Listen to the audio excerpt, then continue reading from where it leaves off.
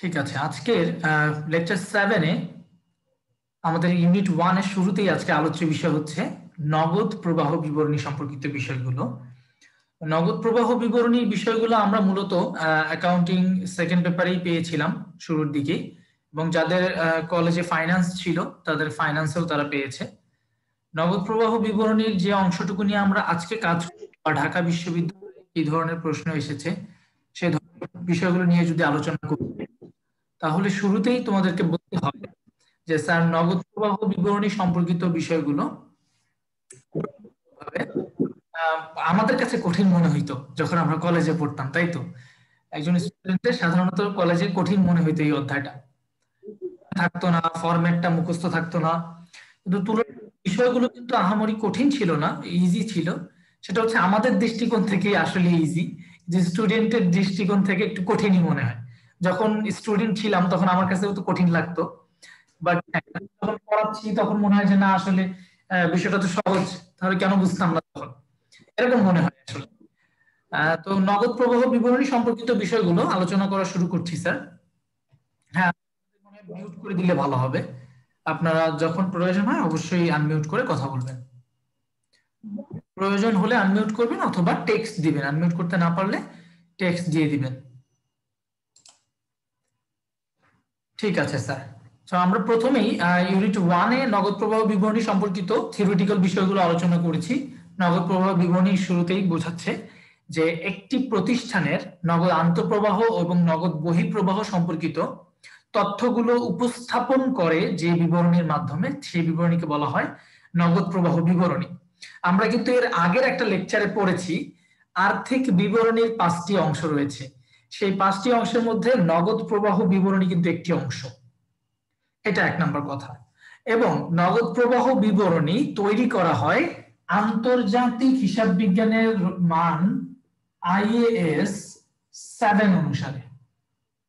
IAS 7 অনুসারে তৈরি করা হয় নগদ প্রবাহ বিবরণী, অর্থাৎ শুধু একটা বিবরণীর জন্য একটা IAS আসছে। তাহলে কতটা ইম্পর্টেন্ট, কতটা গুরুত্ব দিয়েছে নগদ প্রবাহ বিবরণীর উপর। কেন দিয়েছে এরকম গুরুত্ব? কারণ আমরা অ্যাকাউন্টিং করে থাকি হিসাব বিজ্ঞানের বকেয়া ভিত্তি অনুসারে। এটা অলরেডি আমরা সবাই জানি যে হিসাব বিজ্ঞানের দুটি ভিত্তি রয়েছে, একটা হচ্ছে নগদান ভিত্তি আর একটা হচ্ছে বকেয়া ভিত্তি। বকেয়া ভিত্তিতে আমরা যে অ্যাকাউন্টিংটা করি, সেই অ্যাকাউন্টিং এ মূলত আমরা অ্যাকাউন্টিং এর ধারে লেনদেনও লিপিবদ্ধ করি, এর সাথে সাথে নগদ লেনদেনগুলো লিপিবদ্ধ করে থাকি।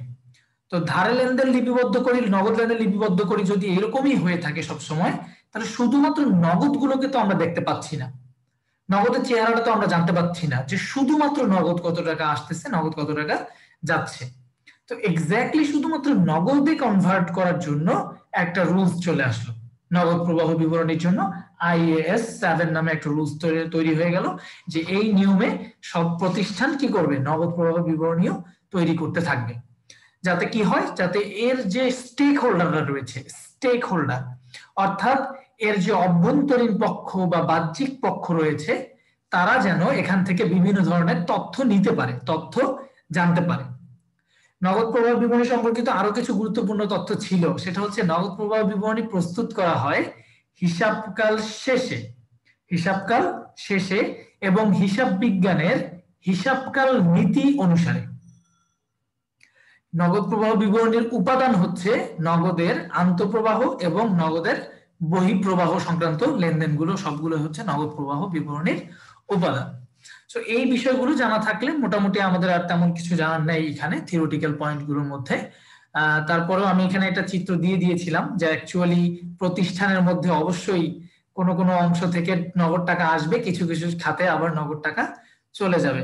তো এই নগদ অর্থের আগমন নির্গমনটা যে বিবরণীতে আমরা লিখে রাখবো সেটাই হচ্ছে অ্যাকচুয়ালি নগদ প্রবাহ বিবরণী।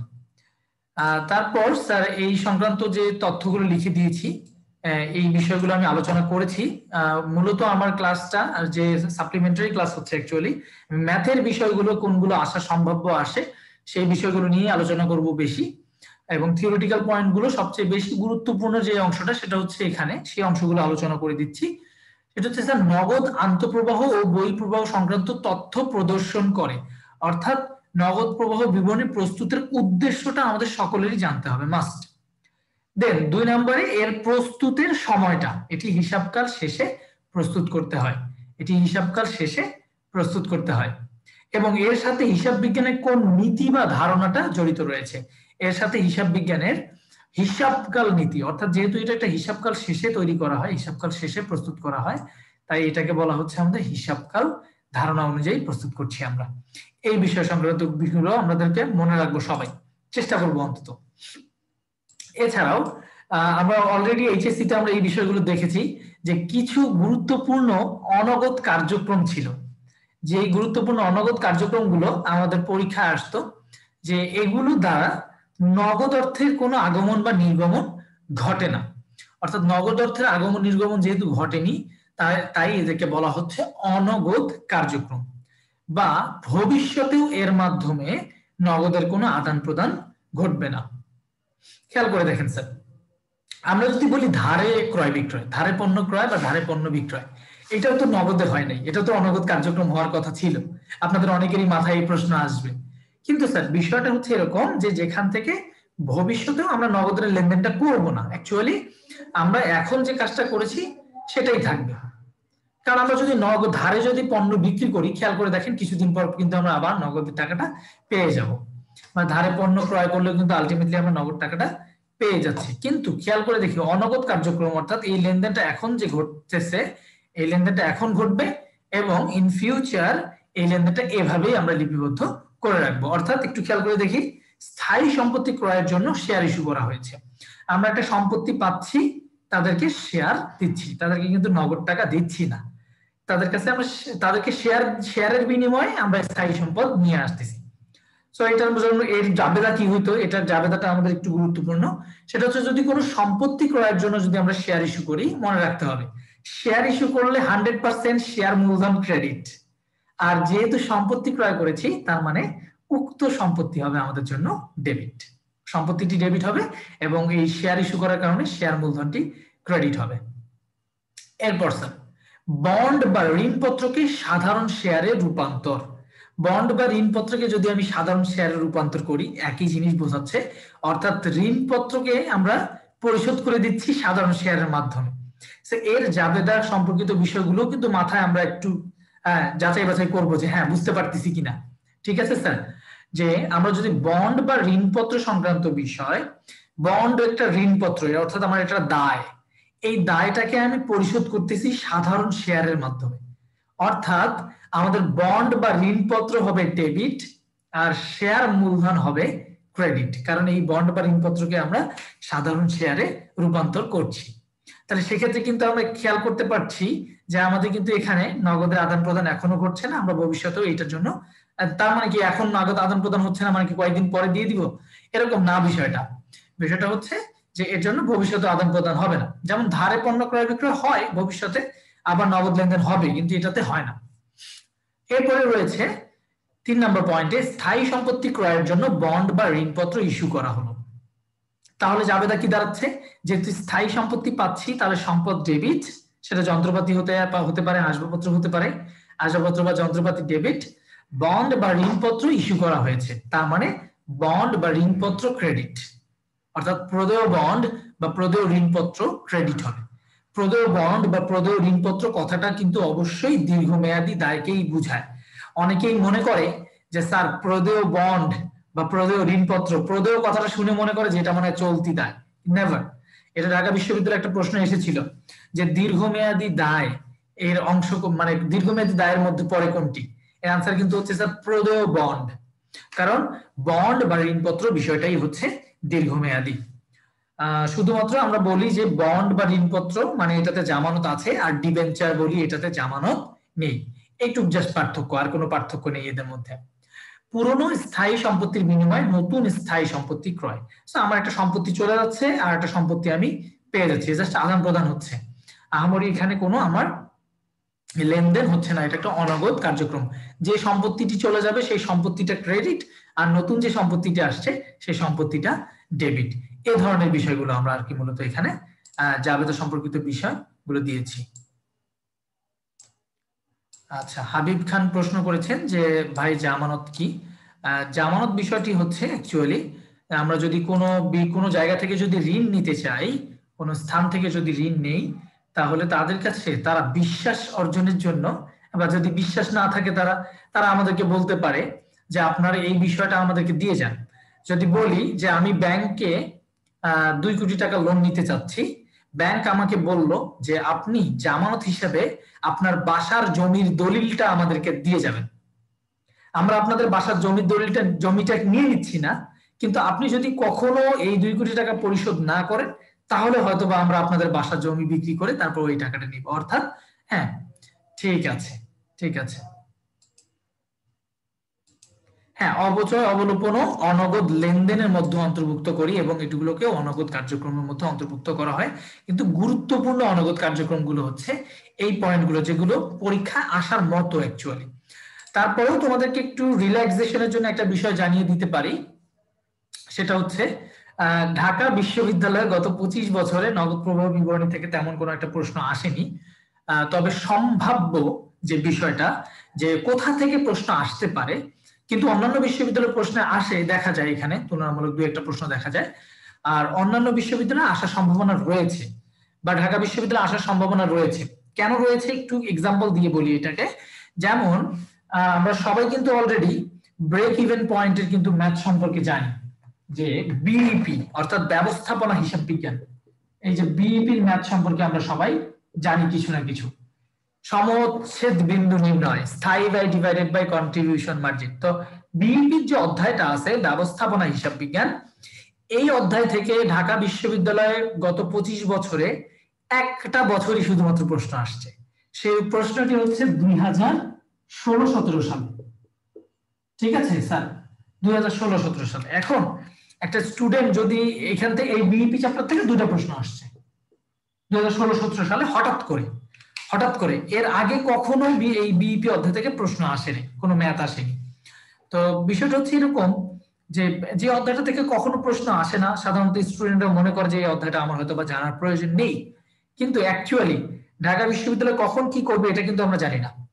তো কখন তারা হুট করে কোন অধ্যায় থেকে প্রশ্ন দিয়ে দেয় সেটাও আমরা কিন্তু বুঝতে পারি না। সো তোমাদের কনক্রিট একটা ধারণা থাকতে হবে প্রত্যেকটা চ্যাপ্টার রিলেটেড একটা ভালো ধারণা থাকলে ইনশাআল্লাহ কোনো ইউনিভার্সিটি তোমাদেরকে আটকাতে পারবে না, তোমাদের চান্স হবেই হবে ইনশাআল্লাহ। তো সেক্ষেত্রে আমি বলবো যে হ্যাঁ, এগুলোকে এড়িয়ে যাওয়ার কোনো উপায় নেই, এড়িয়ে যাওয়া যাবে না। সো নগদ প্রবাহ বিবরণী আমরা মূল আলোচনায় চলে যাচ্ছি। সেটা হচ্ছে নগদ প্রবাহ বিবরণী সংক্রান্ত যে আমরা ম্যাথ করি, সেই ম্যাথে 3টা স্টেপ দেখা যায়। সেই 3টা স্টেপ কি কি তোমরা অলরেডি দেখতে পাচ্ছ। সেই 3টা স্টেপ হচ্ছে পরিচালন কার্যক্রম হতে নগদ প্রবাহ, বিনিয়োগ কার্যক্রম হতে নগদ প্রবাহ এবং অর্থায়ন কার্যক্রম হতে নগদ প্রবাহ নির্ণয়। অর্থাৎ 3টা স্টেপে আমরা নগদ অর্থের আগমন এবং নগদ অর্থের নির্গমন হ্যাঁ ভাগ করে দেখাই। স্যার কেন এই 3টাই স্টেপ হইলো? ঠিক আছে, কেন এর চেয়ে বেশি স্টেপ হইলো না, কেন এর চেয়ে কম হলো না, বা স্টেপ ওয়াইজ কেনই বা দেখাতে হবে? এরকম কোশ্চেন অনেকের মাথায় ঘুরপাক খায়, তাই না স্যার? বিষয়টা হচ্ছে ওই যে বললাম যে ওই যে আন্তর্জাতিক হিসাব বিজ্ঞানের মান, হ্যাঁ মান 7 IAS, এটা হচ্ছে একদম IAS 7 এ এইভাবে বলে দেওয়া আছে যে আমাদের নগদ প্রবাহ বিবরণী 3 ভাগেই ভাগ করতে হবে। অর্থাৎ পুরা বিশ্বে সবাই এই 3 ভাগেই নগদ প্রবাহ বিবরণী ভাগ করে তৈরি করে, কারণ এটা আমাদের আন্তর্জাতিক ফ্রেমওয়ার্ক, আন্তর্জাতিক হিসাব বিজ্ঞানের একটা মান, এটা সবাইকে মানতেই হবে। ঠিক আছে স্যার? তো পরিচালন কার্যক্রমটাকে তারা কোন পয়েন্টে ভাগ করছে? পরিচালন কার্যক্রমকে তারা বলছে, যেহেতু নগদ প্রবাহ বিবরণী প্রস্তুত করার 2টো পদ্ধতি রয়েছে, একটি হচ্ছে পরোক্ষ পদ্ধতি আর একটি হচ্ছে প্রত্যক্ষ পদ্ধতি। তো বিষয়টা হচ্ছে যে পরোক্ষ পদ্ধতি এবং প্রত্যক্ষ পদ্ধতির মধ্যে আমরা এইচএসসি সিলেবাসে পেয়েছি হচ্ছে পরোক্ষ পদ্ধতি। আমরা সাধারণত প্রত্যক্ষ পদ্ধতিটা এইচএসসি সিলেবাসে পড়ি নাই, তারপরেও প্রত্যক্ষ পদ্ধতি থেকে 2-1টা প্রশ্ন আসার মতো সবসময় থাকে। ঠিক আছে, সেই 2-1টা প্রশ্ন কিন্তু আমি এখানে আলোচনা করেছি এবং তোমাদেরকে আজকেও আবার বিষয়গুলো একটু জানাই দিব ঘুরাই ফিরাই, যে কিভাবে আসলে মূলত এই কাজগুলো করতে হয়। তো পরোক্ষ পদ্ধতি এবং প্রত্যক্ষ পদ্ধতি 2 পদ্ধতিতে কিন্তু আমরা নগদ প্রবাহ বিবরণী প্রস্তুত করে থাকি। এর মধ্যেই স্যার যে পরিচালন কার্যক্রম হতে নগদ প্রবাহ এটা রয়েছে, এটা পরোক্ষ পদ্ধতিতে একরকম প্রত্যক্ষ পদ্ধতিতে আরেক রকম। ঠিক আছে, কিন্তু বিনিয়োগ কার্যক্রম হতে নগদ প্রবাহ এবং অর্থায়ন সংক্রান্ত কার্যক্রম হতে নগদ প্রবাহ, এই দুটা বিষয় আবার প্রত্যক্ষতেও যেমন পরোক্ষতেও তেমন। অর্থাৎ আমাদেরকে শিখতে হবে পরিচালন কার্যক্রম হতে নগদ প্রবাহের প্রত্যক্ষ পদ্ধতি এবং পরোক্ষ পদ্ধতি। তার মানে পরিচালন কার্যক্রমটা দুইটা আইটেম আমাদেরকে জানতে হয়, একটা হচ্ছে পরোক্ষ পদ্ধতি আর একটা হচ্ছে প্রত্যক্ষ পদ্ধতি। তো যেহেতু আমরা কলেজে বা এই এইচএসসি সিলেবাসে মূলত পরোক্ষ পদ্ধতি সম্পর্কে জেনেছি, তাই মূলত হচ্ছে পরোক্ষ পদ্ধতি সম্পর্কিত বিষয়গুলো আমি শুরুতেই দিয়েছি, যে পরোক্ষ পদ্ধতির পরিচালন কার্যক্রমটা আমরা জানবো। তো আমাদের সামনে সবার সামনে অলরেডি বিষয়টি এখানে রয়েছে। এই বিষয়টা আপনারা রেকর্ডিং ভিডিওতেও অলরেডি দেখেছেন যে কিভাবে আসলে মূলত এই কাজগুলো প্লাস মাইনাস গুলো করতে হয়। আবার আমি শর্টকাটটা বলছি যে নগদ প্রবাহ বিবরণীর ক্ষেত্রে একটা বিষয়ই আমরা খেয়াল করি, সেটা হচ্ছে যে নগদ টাকা প্রতিষ্ঠানে আসছে নাকি নগদ টাকা প্রতিষ্ঠান থেকে চলে গেছে, এই বিষয়টা এক নাম্বার কথা। নগদ টাকা প্রতিষ্ঠানে আসছে নাকি নগদ টাকা প্রতিষ্ঠান থেকে চলে গেছে, এই পয়েন্টটা ক্লিয়ারলি ধারণা রাখবো। নগদ টাকা প্রতিষ্ঠানে এসেছে মানে আমাদের প্লাস হবে, নগদ টাকা প্রতিষ্ঠান থেকে যায় নাই মানেও আমাদের প্লাস হবে। এই দুইটা বিষয়, নগদ টাকা প্রতিষ্ঠানে এসেছে মানে প্লাস হবে, নগদ টাকা এসেছে এভাবে যদি মনে রাখতে পারো তাহলে খুব ইজি হবে ব্যাপারটা।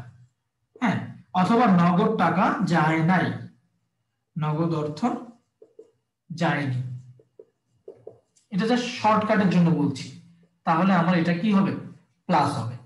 তার মানে স্যার যদি নগদ অর্থ চলে যায়, নগদ অর্থ যদি চলে যায় অথবা নগদ অর্থ না আসে এরকম বোঝায়, তাহলে সেক্ষেত্রে কিন্তু সেটা হবে হচ্ছে আমাদের ক্ষেত্রে মাইনাসের মধ্যে আমরা দিয়ে দিব।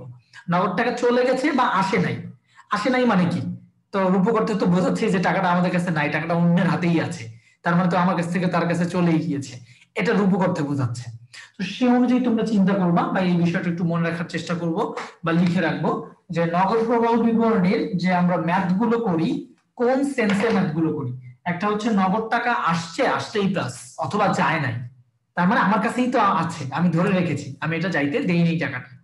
আর একটা কি স্যার, আর একটা হচ্ছে নগদ টাকা গিয়েছে, নগদ টাকা আমার হাত থেকে চলে গিয়েছে, বা নগদ টাকা প্রদান হয়েছে, বা নগদ টাকা গিয়েছে। যদি আমি সহজে লিখি, সহজ ভাষায় সহজবোধ্য ভাষায় লিখতেছি আর কি, যে নগদ টাকা গিয়েছে অথবা নগদ আসে নাই, নগদ টাকা আসেনি,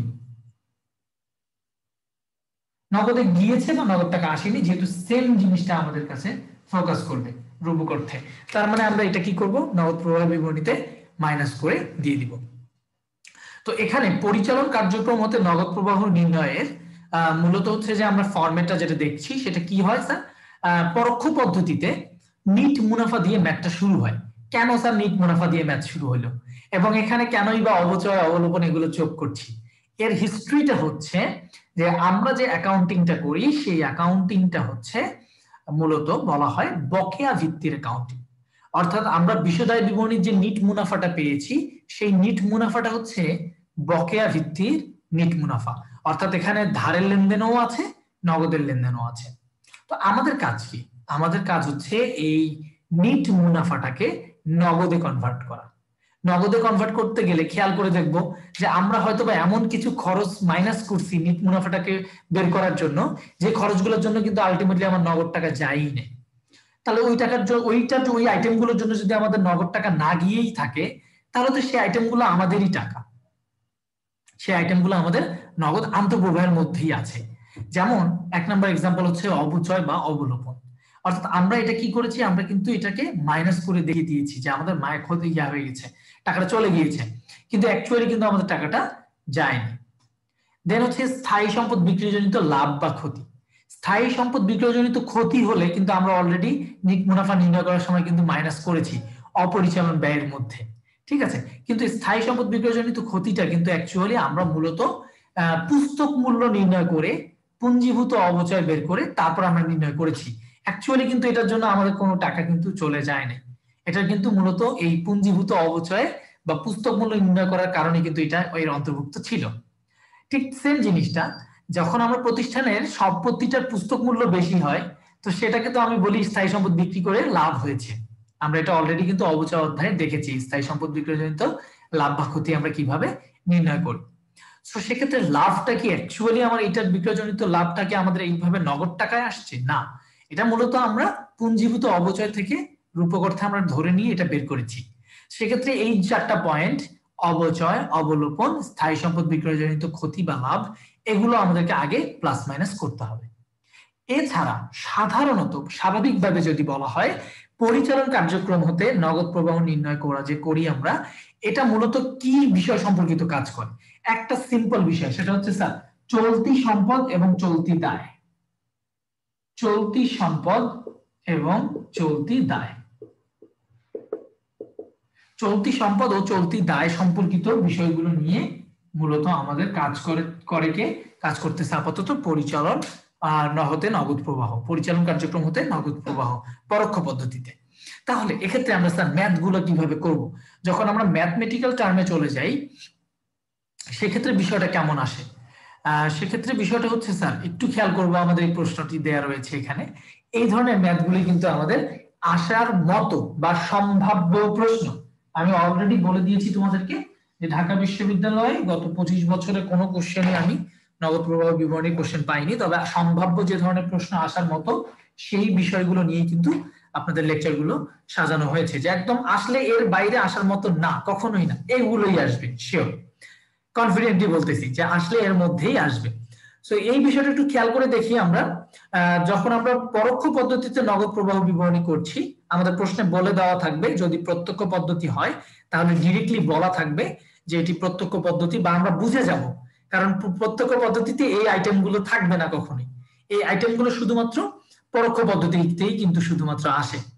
তাহলে 2018 সালের আয় হচ্ছে 1,50,000 টাকা।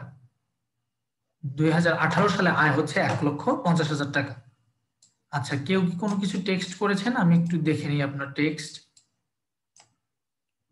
ঠিক আছে, ওকে, অসংখ্য ধন্যবাদ, অনেকেই অ্যান্সার দিয়েছে। হ্যাঁ, তাহলে এই কোশ্চেনটি হচ্ছে পপি লিমিটেডের 2018 সালে আয় হচ্ছে 1,50,000 টাকা। অবচয় যে আইটেমটা, ঠিক আছে, যারা পারবো আমরা অ্যান্সার গুলো দিয়ে দেই, আর অন্যান্যরা আমার সাথে একটু মিলায় নাও যে বিষয়টা হচ্ছে কি কাজ করতে হয় এখানে। অর্থাৎ পপি লিমিটেডের প্রথমেই আমরা মূলত ম্যাথটা শুরু করি হচ্ছে নিট মুনাফা দিয়ে। নিট মুনাফা দিয়ে আমরা ম্যাথটা শুরু করি। নিট মুনাফার সাথে আমরা যে সকল অনগদ যে লেনদেনগুলো রয়েছে সেগুলোর আগে অন্তর্ভুক্ত করে দিই। হ্যাঁ, কারণ এটা যেহেতু আমাদের বকেয়া ভিত্তির ম্যাথ ছিল, বকেয়া ভিত্তি থেকে নগদান ভিত্তিতে কনভার্ট করতেছি, তাই আমাদের অবচয় নামক যে পয়েন্টটা রয়েছে, অবচয়ের টাকা যেটা আছে সেটা আমাদেরকে যোগ করে দিয়ে দিতে হচ্ছে। অর্থাৎ নিট মুনাফা যদি 1,50,000 টাকা হয়, অবচয় এখানে আমার যোগ হয়ে যাবে 10,000 টাকা। এর পরবর্তীতে প্রাপ্য হিসাব বৃদ্ধি। স্যার এই বিষয়টা যারা এখনো বুঝতে পারেনি একটু খেয়াল করে দেখি যে প্রাপ্য হিসাব বৃদ্ধি পেলে আসলে কি হবে। আমি নিজেও মুখস্থ করিনি, হ্যাঁ, আমি নিজে জাস্ট চিন্তা করি এই বিষয়টা, যে প্রাপ্য হিসাব বৃদ্ধি পাইছে তার মানে আমার ধরে নেই দেনাদার বৃদ্ধি পেল। দেনাদার বৃদ্ধি পেল এর মানে কি এরকম যে আমার টাকা আসলো? দেনাদার বৃদ্ধি পেল মানে কি? দেনাদার বৃদ্ধি পেল মানে আমি ধারে পণ্য বিক্রি করেছি, ধারে পণ্য বিক্রি করেছি, তারা আমাদেরকে নগদ টাকা দেয় নাই, আসে নাই টাকাটা। তা আমি দুইটা জিনিস বলেছি, নগদ টাকা আসতে হবে, নগদ টাকা পেয়েছি, অথবা আমাদেরকে টাকা এখনো আমাদের কাছে আসে নাই, পাওয়া যায় নাই। তাহলে প্রাপ্য হিসাব বেড়েছে বা দেনাদার বেড়েছে মানে তারা তো আমাদের নগদ টাকা দেয়নি, যার কারণে আমরা কিন্তু কি করি, প্রাপ্য হিসাব বৃদ্ধি পেলে মাইনাস করে দিই। প্রাপ্য হিসাব বৃদ্ধি বৃদ্ধি পেলে আমরা কি করব স্যার, এটাকে মাইনাস করে দিতে হবে। কত টাকা? 15,000 টাকা মাইনাস করে দিলাম। এখন এরপরে স্যার প্রাপ্য হিসাব বৃদ্ধিটা আরেকবার রিপিট করে দিচ্ছি, সেটা হচ্ছে যে আমরা কিভাবে চিন্তা করি বিষয়গুলো, যে আমার দেনাদার বাড়ছে, দেনাদার বাড়লো মানে কি, আমরা ধারে পণ্য বিক্রি করেছি, তারা তো আমাদেরকে টাকা দিয়ে যায়নি, দেনাদার বেড়েছে, তারা আমাদেরকে টাকাটা দেয় নাই, হয় নগদ টাকা আসবে না হলে টাকা পাই নাই, এটা মানেই হচ্ছে নগদ টাকা চলে গেছে বা নগদ টাকা পাই নাই, এরকম হলে আমরা বলি যে মাইনাস হবে। এরপরে স্যার প্রদেয় হিসাব বৃদ্ধি, এই পয়েন্টটা বুঝতে পারলেই কিন্তু ক্লিয়ার। প্রদেয় হিসাব বৃদ্ধি মানে পাওনাদার বেড়েছে, প্রদেয় হিসাব বৃদ্ধি পেয়েছে অর্থাৎ পাওনাদার বেড়েছে। পাওনাদার বেড়েছে মানে কি, আমরা যদি মানুষকে টাকা দিতাম তাহলে তো পাওনাদারটা কমে যেত, পাওনাদারকে তো আমরা কিন্তু টাকা দেই নাই।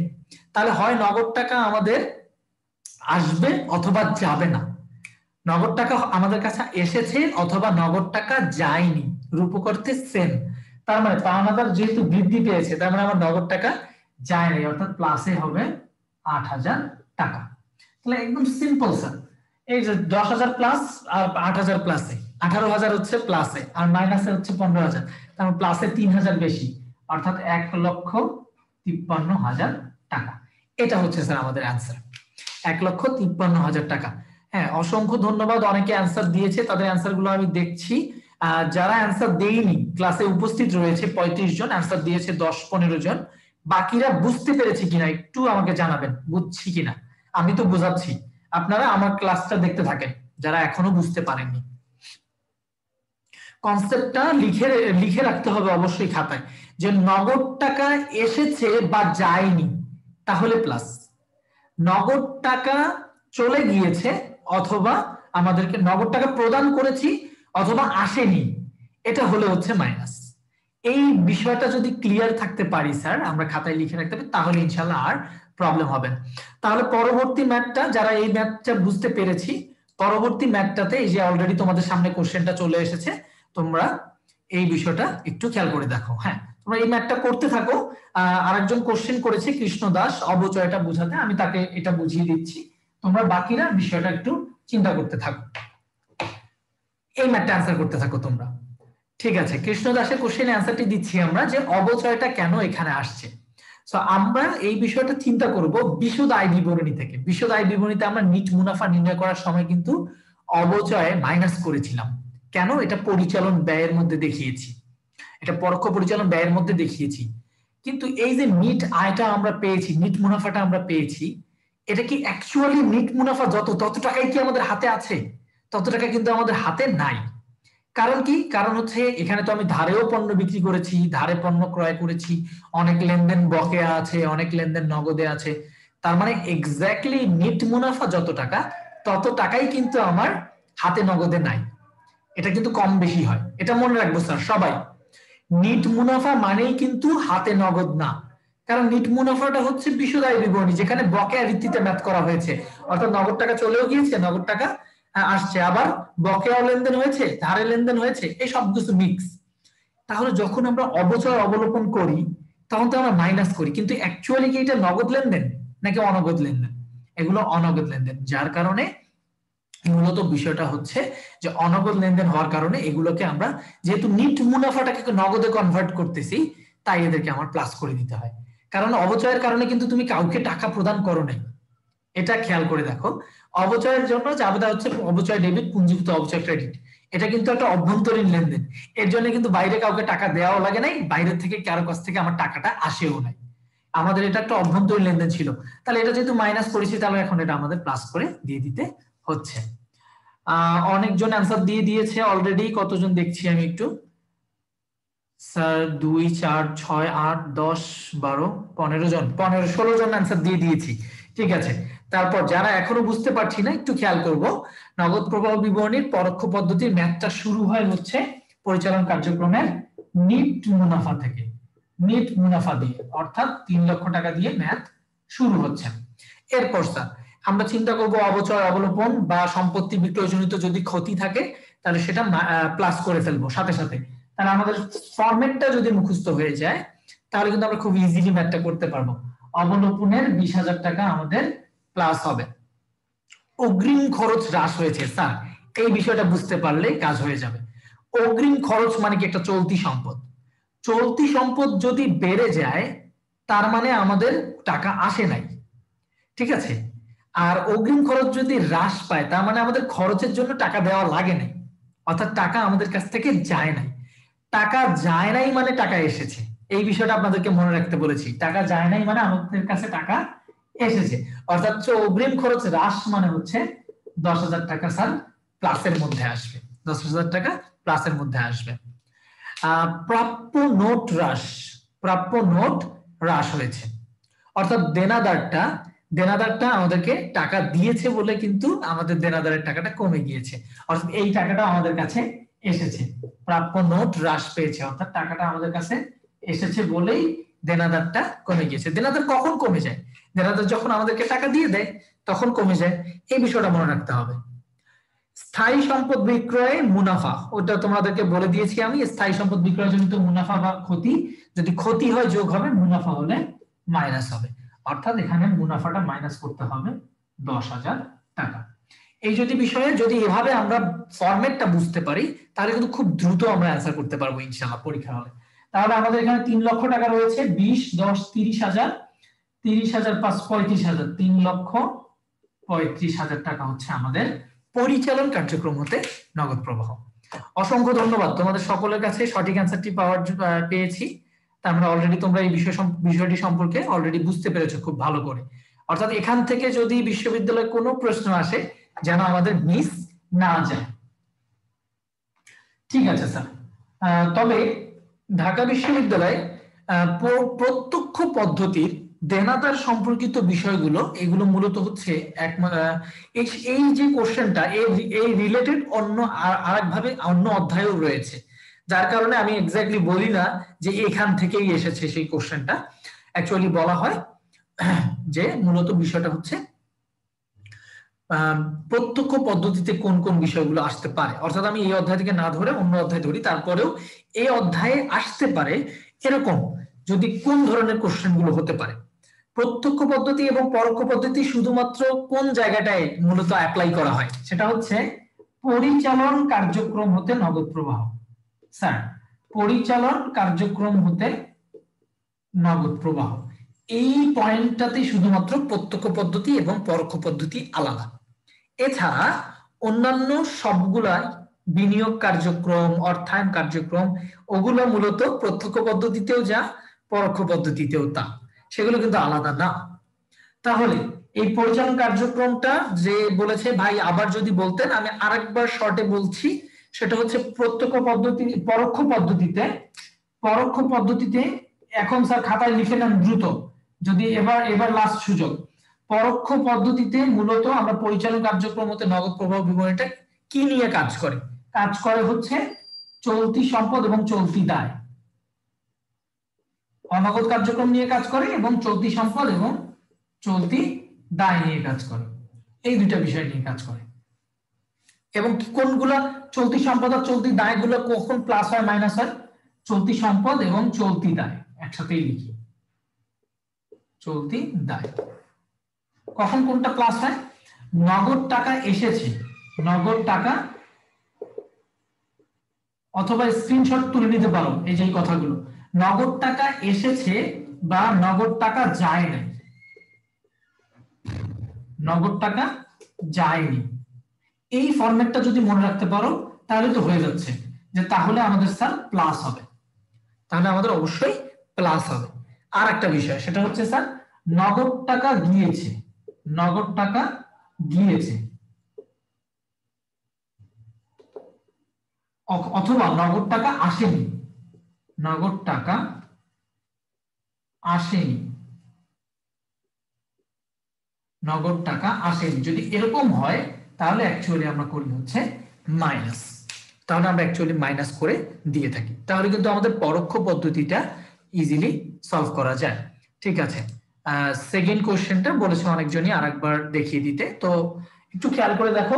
তাহলে আমি এবার সেকেন্ড কোশ্চেনটা এই ফরম্যাট অনুযায়ী তোমাদেরকে বলে দিচ্ছি আরেকবার, যে ফরম্যাটটা তো আমরা খেয়াল রাখছি, যে এই ফরম্যাট অনুযায়ী সেকেন্ড কোশ্চেনটা আমরা কিভাবে অ্যান্সার করতেছি স্যার।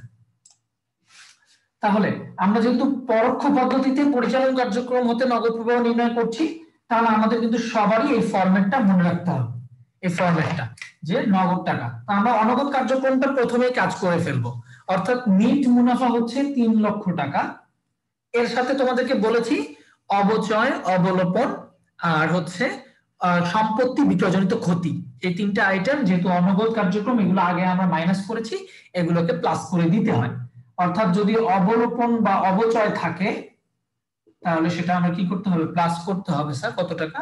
20,000 টাকা। এরপরে আপনাদেরকে বুঝতে হবে যে জায়গাটা, সেটা হচ্ছে অগ্রিম খরচ হ্রাস। এই পয়েন্টটা বোঝার চেষ্টা করব। অগ্রিম খরচ হ্রাস পাইছে স্যার, অগ্রিম খরচটা হ্রাস পেয়েছে। অগ্রিম খরচ যদি তুমি করতে তাহলে কি হইতো, আমার নগদ টাকাটা চলে যেত। অগ্রিম খরচ যদি বৃদ্ধি হতো, অগ্রিম খরচ যদি বৃদ্ধি হতো তাহলে কি বুঝাতো, মানুষকে আমি টাকাটা দিয়েছি। অগ্রিম খরচ যদি বৃদ্ধি হতো তার মানে কি, অগ্রিম খরচ আমি করছি যার কারণে খরচটা বেড়েছে। হ্যাঁ, তাহলে আমার টাকাটা চলে যাইতো। কিন্তু যেহেতু অগ্রিম খরচটা কমে গেছে, তাহলে কি আমার টাকাটা মানে হচ্ছে গিয়েছে, নাকি আমার টাকাটা যায় নাই? তাহলে নগদ টাকাটা আমার যায়নি। এই কনসেপ্টে আসবে। এই বিষয়গুলো যদি চিন্তা করতে পারো তাহলে হবে স্যার ইনশাআল্লাহ। যে তাহলে আমরা অবশ্যই, যেহেতু অগ্রিম খরচ হ্রাস, অগ্রিম খরচ হ্রাস বলতে কি বোঝাচ্ছে, যে আমার অগ্রিম খরচ যদি বৃদ্ধি পেত তার মানে নগদ টাকা চলে যেত। যেহেতু অগ্রিম খরচটা আমার হ্রাস পেয়েছে, তার মানে আমার নগদ টাকাটা যায়নি। নগদ টাকাটা যেহেতু যায়নি তার মানে আমার কি হবে স্যার, প্লাসের মধ্যে আসবে। নগদ টাকা যেহেতু যায়নি তার মানে প্লাসের মধ্যে আসবে, অর্থাৎ 10,000 টাকা প্লাস হবে। আমি যেভাবে বলছি এভাবেই চিন্তা করার চেষ্টা করো, তাহলে কিন্তু সহজে হয়ে যাবে স্যার। যেমন হচ্ছে প্রাপ্য নোট হ্রাস। প্রাপ্য নোট মানে কি, দেনাদার। দেনাদার যদি বৃদ্ধি পায়, দেনাদার বৃদ্ধি পাওয়া মানে কি, দেনাদার বৃদ্ধি পাইছে মানে হচ্ছে ধারে পণ্য বিক্রি করছে, দেনাদার বেড়ে গেছে, ওরা তোমাকে নগদ টাকা দেয় নাই, ওরা তোমাকে নগদ টাকা দেয় নাই মানে নগদ টাকা আসে নাই। অর্থাৎ দেনাদার বৃদ্ধি পেলে আমরা মাইনাস করে দিই, অর্থাৎ নগদ টাকা আসেনি, অর্থাৎ নগদ টাকা আসেনি। দেনাদার বৃদ্ধি পেলে নগদ টাকা আসেনি, অর্থাৎ মাইনাস হয়ে যাবে। কিন্তু দেনাদার যদি হ্রাস পায়, কমে যায়, তার মানে কখন কমে যায়, যখন দেনাদার আমাদেরকে টাকা দিয়ে দেয়। তাহলে স্যার দেনাদার যদি আমাদেরকে টাকা দিয়ে দেয়, অর্থাৎ দেনাদার যদি হ্রাস পায়, তার মানে আমার নগদ টাকা এসেছে, নগদ টাকা এসেছে। এইভাবে চিন্তা করব, নগদ টাকা এসেছে, অর্থাৎ এটা আমাদের কি হবে, যে প্রাপ্য নোট হ্রাস 15,000 টাকা, এটা আমাদের প্লাসের মধ্যে আসবে। এরপরে স্থায়ী সম্পদ বিক্রয়জনিত মুনাফা, এটা তো অনগদ লেনদেনের মধ্যেই ছিল, অনগদ কার্যক্রম। সেক্ষেত্রে তোমাদেরকে বলেছি স্থায়ী সম্পদ বিক্রয়জনিত মুনাফা হলে মাইনাস হয়, আর ক্ষতি হলে প্লাস হয়। তাহলে এইভাবে করলে ম্যাথের অ্যান্সারটা চলে আসবে হচ্ছে আমাদের 3,35,000 টাকা। স্যার এবার কি বুঝতে পেরেছেন যারা কোশ্চেন করেছেন? আমি আরেকবার রিপিট করেছি স্যার।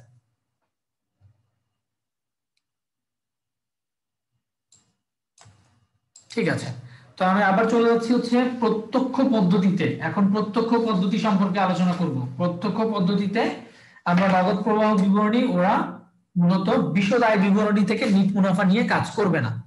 ওরা বলতেছে যে প্রত্যক্ষ পদ্ধতি মানে আমরা ডিরেক্টলি যদি আমরা ছোটবেলা থেকে মানে ম্যাথের শুরু থেকেই যদি শুধুমাত্র নগদের কোথা কোথা থেকে টাকা পাইছি, কোথা কোথা থেকে নগদের প্রাপ্তি হয়েছে সেটা যদি খেয়াল করতাম, কোথায় কোথায় যদি নগদ টাকা চলে গিয়েছে সেটা যদি খেয়াল করতাম ডিরেক্টলি, তাহলে তো আমাদেরকে কষ্ট করে নিট মুনাফাকে কনভার্ট করতে হইতো না।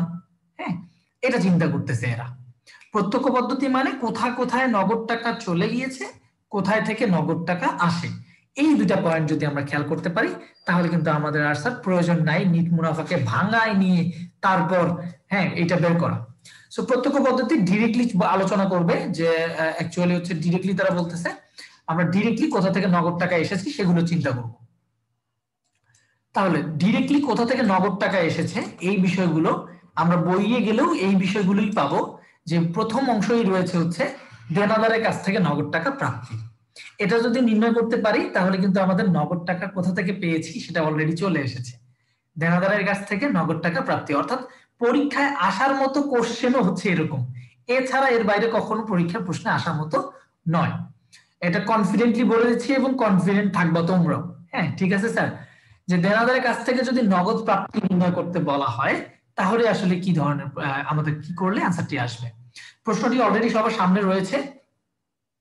একটি প্রতিষ্ঠানে 2013 সালে বিক্রয়ের পরিমাণ হচ্ছে 8,20,000 টাকা, প্রাপ্য হিসাবের প্রারম্ভিক উদ্বৃত্ত 2 লক্ষ টাকা, সমাপনী উদ্বৃত্ত 2,20,000 টাকা। এক্ষেত্রে খরিদ্দারের কাছ থেকে নগদ প্রাপ্তি কত টাকা? ঠিক আছে, বইয়ে আমি দেখেছি অনেক ধরনের সূত্র লিখেছে যে এগুলো হ্রাস পেয়েছে, বৃদ্ধি পেয়েছে, এত কিচ্ছু মনে রাখতে হবে না। আমি একদম সিম্পল একটা ফরম্যাট বলি সব সময় তোমাদেরকে, যে সিম্পলি মনে করবা যে আমার প্রারম্ভিক উদ্বৃত্ত মানে আগে থেকে দেনাদার ছিল কত টাকা।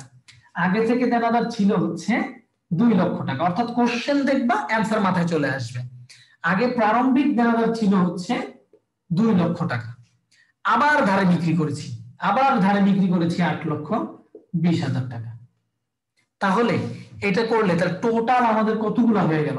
টোটাল আমাদের আসলেই এখন দেনাদার রয়েছে কত? 10,20,000 টাকা। এখন এটা যদি আমরা আবার ধারে বিক্রয়টা নিলাম, তাহলে টোটাল আমাদের এখানে রয়েছে কত? 10,20,000 টাকা। এর মধ্যে তাহলে আমরা কিছু টাকা নগদে পাবো, পাওয়ার পর যদি মাইনাস করে দেই তাহলে সেটা হবে সমাপনী দেনাদার। তাহলে কোন টাকাটা মাইনাস করলে আমাদের সমাপনী দেনাদার দাঁড়াচ্ছে কত টাকা স্যার? সমাপনী দেনাদার 2,20,000 টাকা। এটা আমাদের প্রশ্নে দেওয়া আছে সমাপনী দেনাদার। তার মানে 10,20,000 থেকে কত মাইনাস করতে হয়? 10,20,000 থেকে 8 লক্ষ মাইনাস করতে হয়। যারা অ্যান্সার দিচ্ছ তোমরা, যারা পারি না অ্যান্সারের দিকে তাকাবো না, তারা আমার কথাগুলো মনোযোগ দিয়ে শোনার চেষ্টা করবো। যে প্রারম্ভিক দেনাদার এর সাথে নতুন করে যে বিক্রি করেছি, তার মানে টোটাল আমাদের দেনাদার এখন 10,20,000। এই টোটাল দেনাদারের মধ্যে এখন সমাপনী দেনাদার আছে হচ্ছে 2,20,000। তার মানে স্যার এক্স্যাক্টলি চিন্তা করে দেখেন তো, 8 লক্ষ টাকা তার মধ্যে আমরা পেয়েছি। অর্থাৎ সূত্রটা এভাবে দাঁড়াচ্ছে যে প্রারম্ভিক দেনাদার প্লাস ধারে বিক্রয় মাইনাস সমাপনী দেনাদার, এবং সবগুলোর ক্ষেত্রে সেম, মাইনাস সমাপনী দেনাদার, অর্থাৎ 2,20,000 টাকা। 8 লক্ষ টাকা হচ্ছে আমাদের দেনাদার হতে নগদ প্রাপ্তি। আপনাদের লেকচার 6 থেকে পরবর্তী লেকচারগুলো তো আমি নিয়েছি, এবং এই যে বিষয়গুলো সবচেয়ে গুরুত্বপূর্ণ সেই বিষয়গুলো এবং ঢাকা বিশ্ববিদ্যালয়ের পরীক্ষায় এসেছে, আমি সেই বিষয়গুলো কিন্তু তুলে ধরেছি আপনাদের সামনে। এবং এভাবে এই ক্লাসগুলো সাপ্লিমেন্টারি ক্লাস এর সাথে সাথে আমি বলবো আপনাদের রেকর্ডেড ভিডিওগুলো অ্যাপসে অবশ্যই ঠান্ডা মাথায় যদি দেখতে পারেন আর আটকাবে না ইনশাআল্লাহ। আর ঢাকা বিশ্ববিদ্যালয়ে যেহেতু এই ধরনের প্রশ্ন আসেনি, তবে আসার সম্ভাবনাই রয়েছে এই প্রশ্নগুলো, এগুলো যদি প্র্যাকটিস করে যেতে পারি আর অন্য কোনো বিশ্ববিদ্যালয়েও আপনাদেরকে কখনো আটকাতে পারবে না। ঠিক আছে স্যার। আর কোন ধরনের পয়েন্ট আসতে পারে পরীক্ষায়, সেটা হচ্ছে যে এখানে আসতে পারে আর একটা পয়েন্ট। ঠিক আছে স্যার, হ্যাঁ অসংখ্য ধন্যবাদ, অনেকেই অ্যান্সার দিয়েছিলেন। এই যে এখানে নগদ প্রদান, আমরা যেহেতু দেনাদারের কাছ থেকে নগদ প্রাপ্তি হয়েছিল এটা জানলাম, নগদ প্রদানের ক্ষেত্রে আমরা কোথায় কোথায় নগদ প্রদান করতে পারি। 1 নাম্বার, এখন যে স্ক্রিনে দেখতে পাচ্ছেন এটা হচ্ছে পাওনাদারকে নগদ পরিশোধ, এটা হতে পারে 1 নাম্বার কথা। 2 নাম্বার, আবার আমরা কিন্তু মূলত এখানে সুদ খরচের জন্য নগদ প্রদান করতে পারি। অর্থাৎ এই 3টা পয়েন্টকেই ফোকাস করা হয়েছে বইয়ে, এবং এমসিকিউতে এই 3টা পয়েন্টকেই ফোকাস করা হয়, পাওনাদারকে পরিশোধ, নগদে পরিশোধ এবং আয়করের জন্য পরিশোধ। অর্থাৎ আমরা যদি খেয়াল করে দেখি যে কোনো একটা পরিশোধ যদি আমরা নির্ণয় করতে পারি, অর্থাৎ ফরম্যাটটা বুঝতে পারি, যেমন পাওনাদারকে নগদে পরিশোধ নির্ণয়, পাওনাদারকে নগদে পরিশোধ নির্ণয়। খেয়াল করে দেখো, পাওনাদারকে প্রদত্ত টাকা, এটা যদি নির্ণয় করতে পারি সেম ফরম্যাট, আমি বলেছি অন্য কোনো ফরম্যাটে যাওয়ার প্রয়োজন নাই, হ্রাস পেয়েছে নাকি বৃদ্ধি পেয়েছে এভাবে চিন্তা করার প্রয়োজন নেই, ঠান্ডা মাথায় জিনিসটাকে কনসেপচুয়ালি নিব। আমরা আগে কত টাকা প্রারম্ভিক পাওনাদার ছিল? আমাদের প্রারম্ভিক পাওনাদার ছিল কত? প্রারম্ভিক পাওনাদার ছিল হচ্ছে 50,000 টাকা। সমাপনী পাওনাদার হচ্ছে 30,000, আর ক্রয় করছি কত? তাহলে উক্ত বছরে আরো ধারে ক্রয় হয়েছে কত টাকা স্যার? 5 লক্ষ টাকা। সিস্টেমটা হচ্ছে প্রারম্ভিকের সাথে নতুন ধারে ক্রয়টা যোগ হবে আর মাইনাস হবে সমাপনী ধারে, বা সমাপনী মূলত হচ্ছে গিয়ে প্রদেয় হিসাবটা, অর্থাৎ 5,50,000 থেকে যদি আমরা মাইনাস করে দিয়ে দেই সমাপনী প্রদেয় হিসাব 30,000 টাকা, তাহলে ইজিলি আমরা পেয়ে যাচ্ছি 5,20,000 টাকা। অর্থাৎ সমাপনীটা আমরা মাইনাস করে দিব। আচ্ছা, অসংখ্য ধন্যবাদ, অলরেডি 11 জন অ্যান্সার দিয়ে দিয়েছে, তাদের অ্যান্সারটাকে একটু নিয়ে নিচ্ছি। 5,20,000 টাকা, অসংখ্য ধন্যবাদ তোমাদেরকে। বোর্ডের লেখা কি বোঝা যাচ্ছে না? অন্যরা একটু জানাবেন আমাকে কষ্ট করে যে সবাই কি বোর্ডের লেখা বুঝতে পারছি না, একটু টেক্সট দিবেন বোর্ডের লেখা বোঝা যাচ্ছে কিনা। ইয়েস অর নো, বোঝা যাচ্ছে? হ্যাঁ, তার মানে হচ্ছে যার বোঝা যাচ্ছে না তার নেট কানেকশন একটু প্রবলেম হয়েছে। ঠিক আছে, সৌরভ সাহা যে কোশ্চেনটা করেছো যে এখানে তো ধারে পণ্য ক্রয় লেখা নেই। ঠিক আছে, তোমার কোশ্চেনকে সাদরে গ্রহণ করছি। কোশ্চেনটি এভাবে মনে রাখবা যে যখন কোনো পয়েন্টে আমাদের ধারে ক্রয়টাই প্রয়োজন কিন্তু সেখানে ধারে লেখা নেই, তার মানে সেটা ধারে ক্রয়ই ধরা হবে সব সময়। ঠিক আছে, যেমন তোমরা যখন অনুপাত বিশ্লেষণ চ্যাপ্টারটা করেছো বা অনুপাত বিশ্লেষণ চ্যাপ্টারে যখন আমরা দেনাদার আবর্তন অনুপাত পাওনাদার আবর্তন অনুপাত নির্ণয় করব, তখন খেয়াল করে দেখো সূত্রটা কি। তখন কিন্তু নিট ধারে বিক্রয় দিয়ে ভাগ করতে হয়, নিট ধারে ক্রয় দিয়ে ভাগ করতে হয়। তো প্রশ্নে যদি শুধু বিক্রয় দেওয়া থাকে তো পুরো বিক্রয়টাকে তখন ধারে বিক্রয় ধরে ম্যাথটা করতে হয়।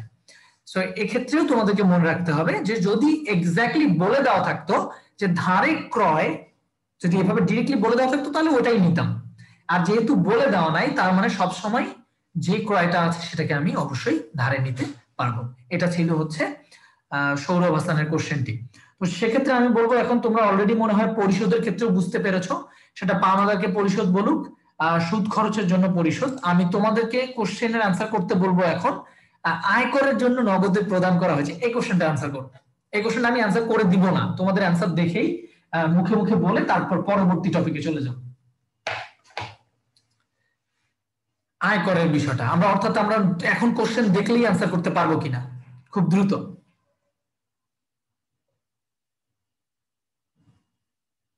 ঠিক আছে, অসংখ্য ধন্যবাদ, অলরেডি অনেকেই অ্যান্সার দিয়ে দিয়েছি। অর্থাৎ আমরা যেন এখন থেকে প্রত্যক্ষ পদ্ধতির এই কোশ্চেনগুলো যে আসতে পারে এগুলো যেন আমাদেরকে ছুটে না যায়। হ্যাঁ, যে আয়কর রয়েছে 60,000 টাকা, প্রারম্ভিক উদ্বৃত্ত হচ্ছে 20,000 টাকা, তাহলে আয়কর প্রদেয় আয়কর সমাপনী উদ্বৃত্ত হচ্ছে 30,000, তাহলে এক্স্যাক্টলি আয়কর প্রদান করেছি আমরা 50,000 টাকা। অসংখ্য ধন্যবাদ তোমাদেরকে।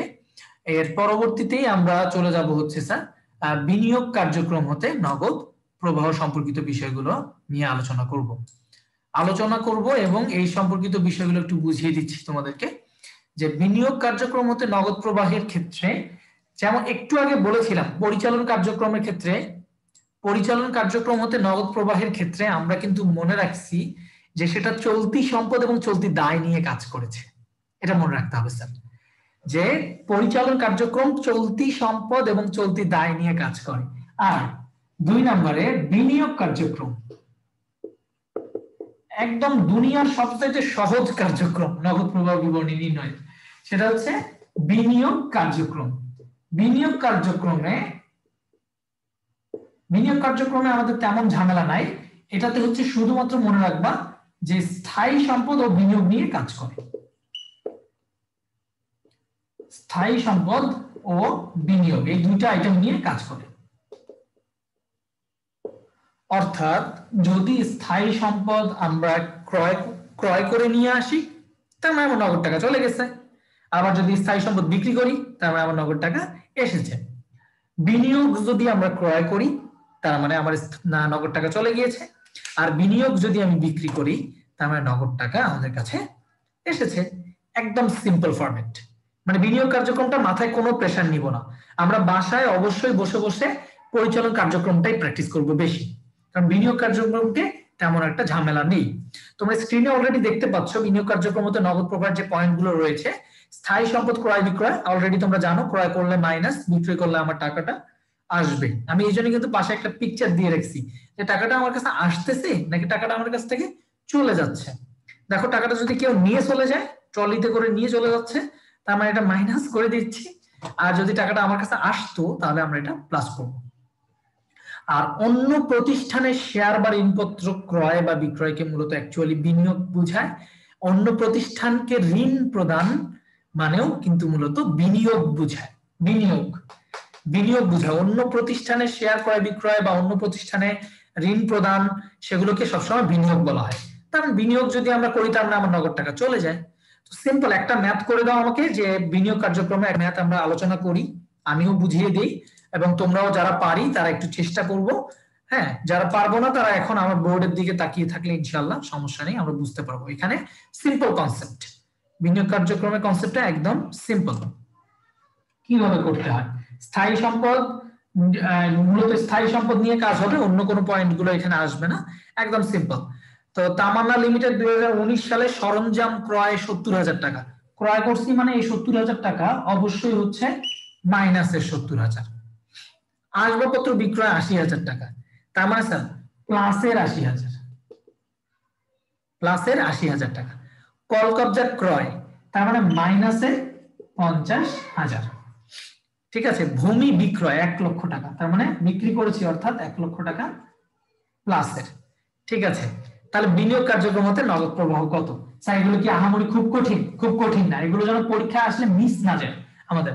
কারণ আমরা বিনিয়োগ কার্যক্রম, আমি তো শর্টকাটে বলে দিলাম, স্থায়ী সম্পদ এবং বিনিয়োগ নিয়ে কাজ করে বিনিয়োগ কার্যক্রম, এবং বিনিয়োগ কার্যক্রমে এই আইটেমগুলোর বাদে অন্য কোনো আইটেম আসবে না। অর্থাৎ এখানে যদি অবচয় লিখে দিত, অবচয় কি আসতো? সম্পত্তি বিক্রয়জনিত লাভ বা ক্ষতি এখানে আসবে? কখনোই আসবে না। এখানে এক্স্যাক্টলি ক্রয় বা বিক্রয়ের টাকাটাই শুধু আসবে, সম্পত্তি ক্রয় বা বিক্রয়ের টাকাটাই শুধু আসবে, আর কোনো আইটেম আসবে না। ঠিক আছে, অনেকেই অ্যান্সার দিয়েছো, অসংখ্য ধন্যবাদ তোমাদেরকে। অর্থাৎ আমরা এখন যোগগুলো, আমরা পরীক্ষার হলে কি করব এরকম প্রশ্ন আসলে যেই টাকাগুলো যোগ হবে তার উপরে উপরে প্লাস চিহ্ন দিব, যে টাকাগুলো মাইনাস হবে তার উপরে মাইনাস চিহ্ন দিয়ে দিব, তাহলে কিন্তু সিম্পলি আমরা বুঝতে পারবো যে কোনগুলো যোগ। অর্থাৎ যোগের মধ্যে আছে 1,80,000 টাকা, আর মাইনাসের মধ্যে আছে 7 আর 50 1,20,000, অর্থাৎ অ্যান্সার হচ্ছে 60,000 টাকা প্লাসের, 60,000 টাকা প্লাসে, অর্থাৎ আন্তঃপ্রবাহ হয়েছে 60,000 টাকা। যদি কোনো অ্যান্সার মাইনাসে আসে, খেয়াল করো স্যার সবাই, যদি কোনো অ্যান্সার মাইনাসে চলে আসে তাহলে সেটাকে বলা হয় বহিঃপ্রবাহ। প্লাসে আসা মানে হচ্ছে, অপশনে যদি এভাবে লেখা থাকে তাহলে এভাবে খেয়াল করবা, প্লাসের মানে হচ্ছে আন্তঃপ্রবাহ হয়েছে, আর যদি মাইনাসের হইতো তাহলে বহিঃপ্রবাহ হয়েছে। Just as simple as that, tension নেওয়ার কিছু নেই, এভাবে চিন্তা করলে ইনশাআল্লাহ এই বিষয়গুলো ইনশাআল্লাহ সিম্পলি তোমরা করতে পারবে। তো বিনিয়োগ কার্যক্রমে এর বাইরে আর কোনো ম্যাথ করতে হবে না আশা করছি। তারপরেই রয়েছে হচ্ছে আমাদের কাছে অর্থায়ন সংক্রান্ত কার্যক্রম সম্পর্কিত বিষয়গুলো। তাহলে পরিচালন কার্যক্রমে লিখলাম যে চলতি সম্পদ এবং চলতি দায় নিয়ে কাজ করে, যারা চালাক আছো তারা অলরেডি লিখে ফেলছো। হ্যাঁ, বিনিয়োগ কার্যক্রম হচ্ছে স্থায়ী সম্পদ এবং বিনিয়োগ নিয়ে কাজ করে। আর অর্থায়ন কাজ করে কি নিয়ে? অর্থায়ন কাজ করে হচ্ছে মালিকের মালিকানা সত্ত্ব, এই যেভাবে, আচ্ছা বাংলায় লিখে দিই। 3 নম্বরে অর্থায়ন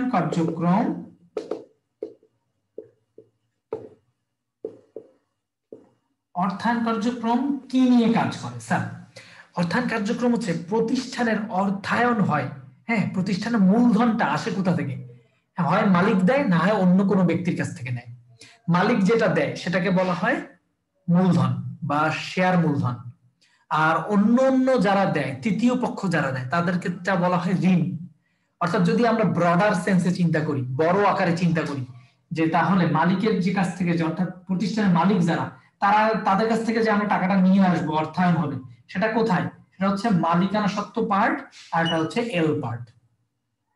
খেয়াল করে দেখো, অর্থাৎ এখানে মূলধন পার্ট আসবে, মালিকানা সত্ত্বের শেয়ার মূলধন পার্ট আসবে, আর দীর্ঘমেয়াদী দায় আসবে, দীর্ঘমেয়াদী দায়। স্যার দীর্ঘমেয়াদী দায় একটু খেয়াল করো, চলতি সম্পদ এবং চলতি দায় এটা কিন্তু পরিচালন কার্যক্রমে চলে গেছে, আর বিনিয়োগ কার্যক্রমে স্থায়ী সম্পদ সব চলে গেছে। তাহলে আমাদের কাছে আছে কি? আর আমাদের কাছে আছেই হচ্ছে মালিকানা সত্ত্ব আছে বা মূলধন আছে, অর্থাৎ সাধারণ শেয়ার, অগ্রাধিকার শেয়ার, ঠিক আছে, লভ্যাংশ প্রদান, এগুলো তো মালিকানা সত্ত্বের মধ্যেই পড়ে। সাধারণ শেয়ার, অগ্রাধিকার শেয়ার, লভ্যাংশ প্রদান, এগুলো কোথায় আছে স্যার? এগুলো মালিকানা সত্ত্বের মধ্যেই পড়বে।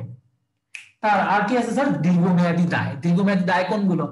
বন্ড বা ঋণপত্র, বন্ড বা ঋণপত্র। বন্ড বা ঋণপত্র যদি ইস্যু করি বা বিক্রি করি, তার মানে আমরা টাকা পাইছি, আমাদের এখানে তখন প্লাস হবে। আর বন্ড বা ঋণপত্র যদি পরিশোধ করা হয় বা প্রত্যার্পণ করা হয়, বা অগ্রাধিকার শেয়ার যদি কখনো পরিশোধ করা হয় বা প্রত্যার্পণ করা হয়, সেক্ষেত্রে আমরা কিন্তু টাকাটা চলে যাবে, তখন আমাদের মাইনাস হবে। লভ্যাংশ প্রদান করি যদি, তাহলে মাইনাস হবে।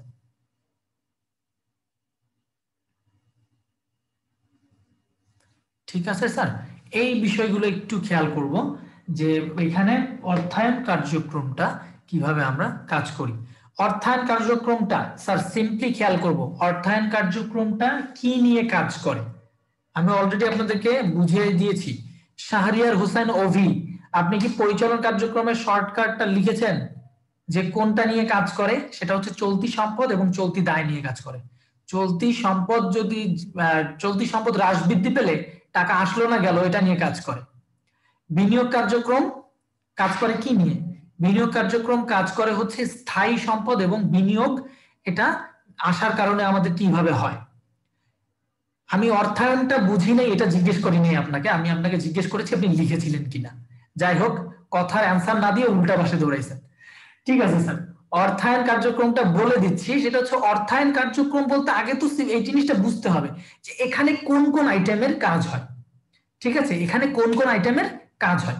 অর্থায়ন কার্যক্রম দেখো, চলতি সম্পদ, চলতি দায়, স্থায়ী সম্পদ নিয়ে কাজ করবে না। এটা কাজ করবে কি নিয়ে? এটা কাজ করতেছে অর্থায়ন কার্যক্রমটা, হ্যাঁ, এটা কাজ করতেছে মূলত মালিকানা সত্ত্বের অংশ নিয়ে। মালিকানা সত্ত্বের কোন কোন অংশগুলো নিয়ে কাজ করতেছে খেয়াল করে দেখো। শেয়ার মূলধন, মালিকানা সত্ত্বের কোন অংশ? শেয়ার মূলধন, তারপর হচ্ছে সেটা অগ্রাধিকার শেয়ার হোক, সাধারণ শেয়ার হোক, অথবা লভ্যাংশ প্রদান। লভ্যাংশ, শেয়ার মূলধনের মধ্যেই সবগুলো আসছে। লভ্যাংশ প্রদান। আর কি নিয়ে কাজ করতেছে? আর কাজ করতেছে হচ্ছে স্যার দীর্ঘমেয়াদী দায় নিয়ে কাজ করতেছে। কারণ চলতি দায়ের কাজটা কিন্তু অলরেডি আমাদের পরিচালন কার্যক্রমে হয়ে গেছে। চলতি দায়ের কাজটা অলরেডি পরিচালন কার্যক্রমে হয়ে গেছে। তার মানে শেয়ার মূলধন, লভ্যাংশ এবং দীর্ঘমেয়াদী দায় সংক্রান্ত নগদ টাকা আসলো না গেল, সেটা কাজ হবে কোথায়? সেটা কাজ হবে অর্থায়ন কার্যক্রম। এবং এই তিনটা কার্যক্রম আমরা কষ্ট করে কেন মুখস্থ করতেছি? কারণ এটাই তো হচ্ছে হিসাব বিজ্ঞানের আন্তর্জাতিক ফ্রেমওয়ার্ক IAS 7 বলা আছে। তাই আমরা বাধ্য এভাবেই কাজটা করতে বা এভাবে মনে রাখতে। ঠিক আছে, অভি বুঝতে পেরেছি কিনা একটু খেয়াল করে দেখো। অর্থাৎ আমরা খেয়াল করব, শেয়ার মূলধন যদি আমাদের শেয়ার যদি ইস্যু করা হয়, তার মানে শেয়ার বাজারে একটা কাগজ দিয়ে আমরা নগদ টাকা নিয়েছি। ঠিক আছে, তার মানে আমাদের টাকাটা আসছে, অর্থাৎ শেয়ার ইস্যু হলে প্লাস হবে। শেয়ার ইস্যু হলে প্লাস হবে, সেটা সাধারণ শেয়ার ইস্যু হোক, অগ্রাধিকার শেয়ার ইস্যু হোক, সেটা আমাদের জন্য প্লাস হবে। টাকাটা আসছে, বন্ড ইস্যু করা হলো, তার মানে একটা কাগজ দিয়ে আমরা টাকাটা পাইছি, তার মানে সেটা আমাদের প্লাস হবে। এখন যদি মাইনাস হবে কোনগুলো? এই যে লাস্টের তিনটা পয়েন্ট, এই যে স্ক্রিনে দেখেন, লভ্যাংশ প্রদান, অগ্রাধিকার শেয়ার লভ্যাংশ, অগ্রাধিকার শেয়ারদের টাকা পরিশোধ করা, বন্ড বা ঋণপত্রের টাকা পরিশোধ করা। কারণ এটা তো ঋণ, এটা আমরা চাইলে পরিশোধ করতে পারি। সো আমরা প্রথমে স্যার আরেকবার বলি, আইটেমটা মনে রাখবো যে কোন কোন আইটেম আসে। 1 নম্বর পয়েন্ট। 2 নম্বর পয়েন্ট, কোনটার কারণে আমাদের নগদ টাকা প্রতিষ্ঠানে আসছে সেটা হবে প্লাস, আর যেটার কারণে প্রতিষ্ঠান থেকে নগদ টাকা চলে যাবে সেটা হবে আমাদের জন্য মাইনাস। এই বিষয়গুলো বোঝানোর চেষ্টা করছি। আচ্ছা, আমরা ম্যাথমেটিক্যাল একটা বিষয় দেখি, তাহলে আশা করছি খুব ইজি লাগবে, এবং একটা ম্যাথ দেখলে আমার মনে হয় আপনাদের সবারই বুঝে যাওয়ার কথা বিষয়টা। ঠিক আছে স্যার, একটু খেয়াল করবো এই বিষয়টা। সরি, এইটা কোশ্চেনটি একটু খেয়াল করি। এখানে বলেছে আশরাফ লিমিটেডের 2014 সালের নগদে শেয়ার ইস্যু করা হয়েছে 1 লক্ষ টাকা। ঠিক আছে, আচ্ছা আচ্ছা আচ্ছা, জান্নাত আপনি বলেছেন যে মাইনাস গুলো আরেকবার বলতে। ঠিক আছে স্যার, মাইনাস গুলো বলতে আমি আরেকবার একটু খেয়াল করে রিপিট করে দিচ্ছি। সেটা হচ্ছে মাইনাস গুলো কোনগুলো স্যার? আমরা এখানে এখানে এই তিনটা আইটেমকে খেয়াল করি, এই তিনটা আইটেমকে খেয়াল করলে কিন্তু বোঝা যায় যে কোনগুলো আসলে মাইনাস হবে।